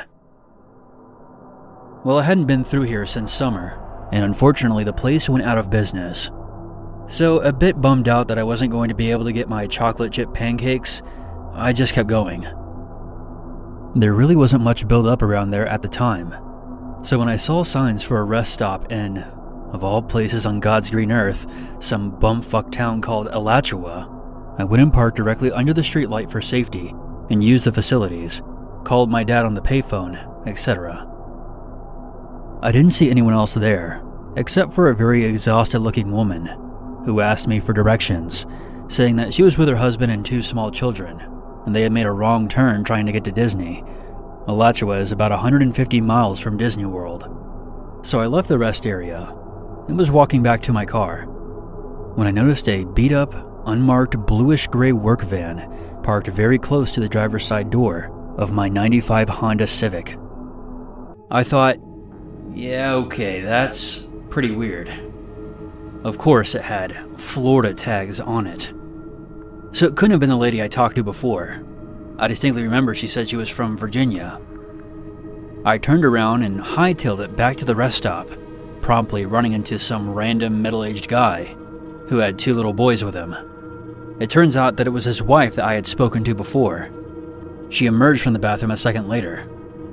I told him what was going on with the van and how I didn't know what to do. He said that he would go and check it out. So he left the kids with his wife, then walked up to the driver's side door of the van. He stood there for a moment before speaking. His voice awkwardly quivered, but I could hear him yelling from where we were standing, about 100 feet away. Excuse me, gentlemen. We've already called the police, so I'm going to have to politely suggest that you get out of here. He then ran back to us, grabbed his wife and kids, and pointed to me with a swift, "You, come on, let's get in the car, now." And we all ran back to his car together. Very confused, sitting in the back seat of a stranger's SUV, while he went and used the payphone, presumably to call the police. Meanwhile, the van pulled out of there. I had never seen someone get the fuck out of there quite like they got the fuck out of there. They ran up onto the curb on their way out. They burned rubber. It was almost comical. The cops got there and I found out what happened. The man went to go check out the van, and he could see inside pretty well, because I had parked under the streetlight. The first thing he noticed was that all the seats except for the driver's seat had been removed. There was someone sitting in the driver's seat, and another guy hiding in the back, with a tarp laid out, and a bunch of other random items back there that I couldn't immediately identify. Neither of the men were reading a newspaper or a map. They were both apparently just sitting there, waiting. Still makes me sick just thinking about it.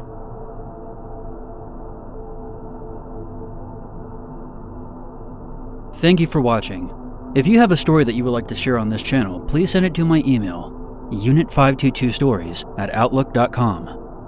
If you haven't already, hit that subscribe button when notifications turned on.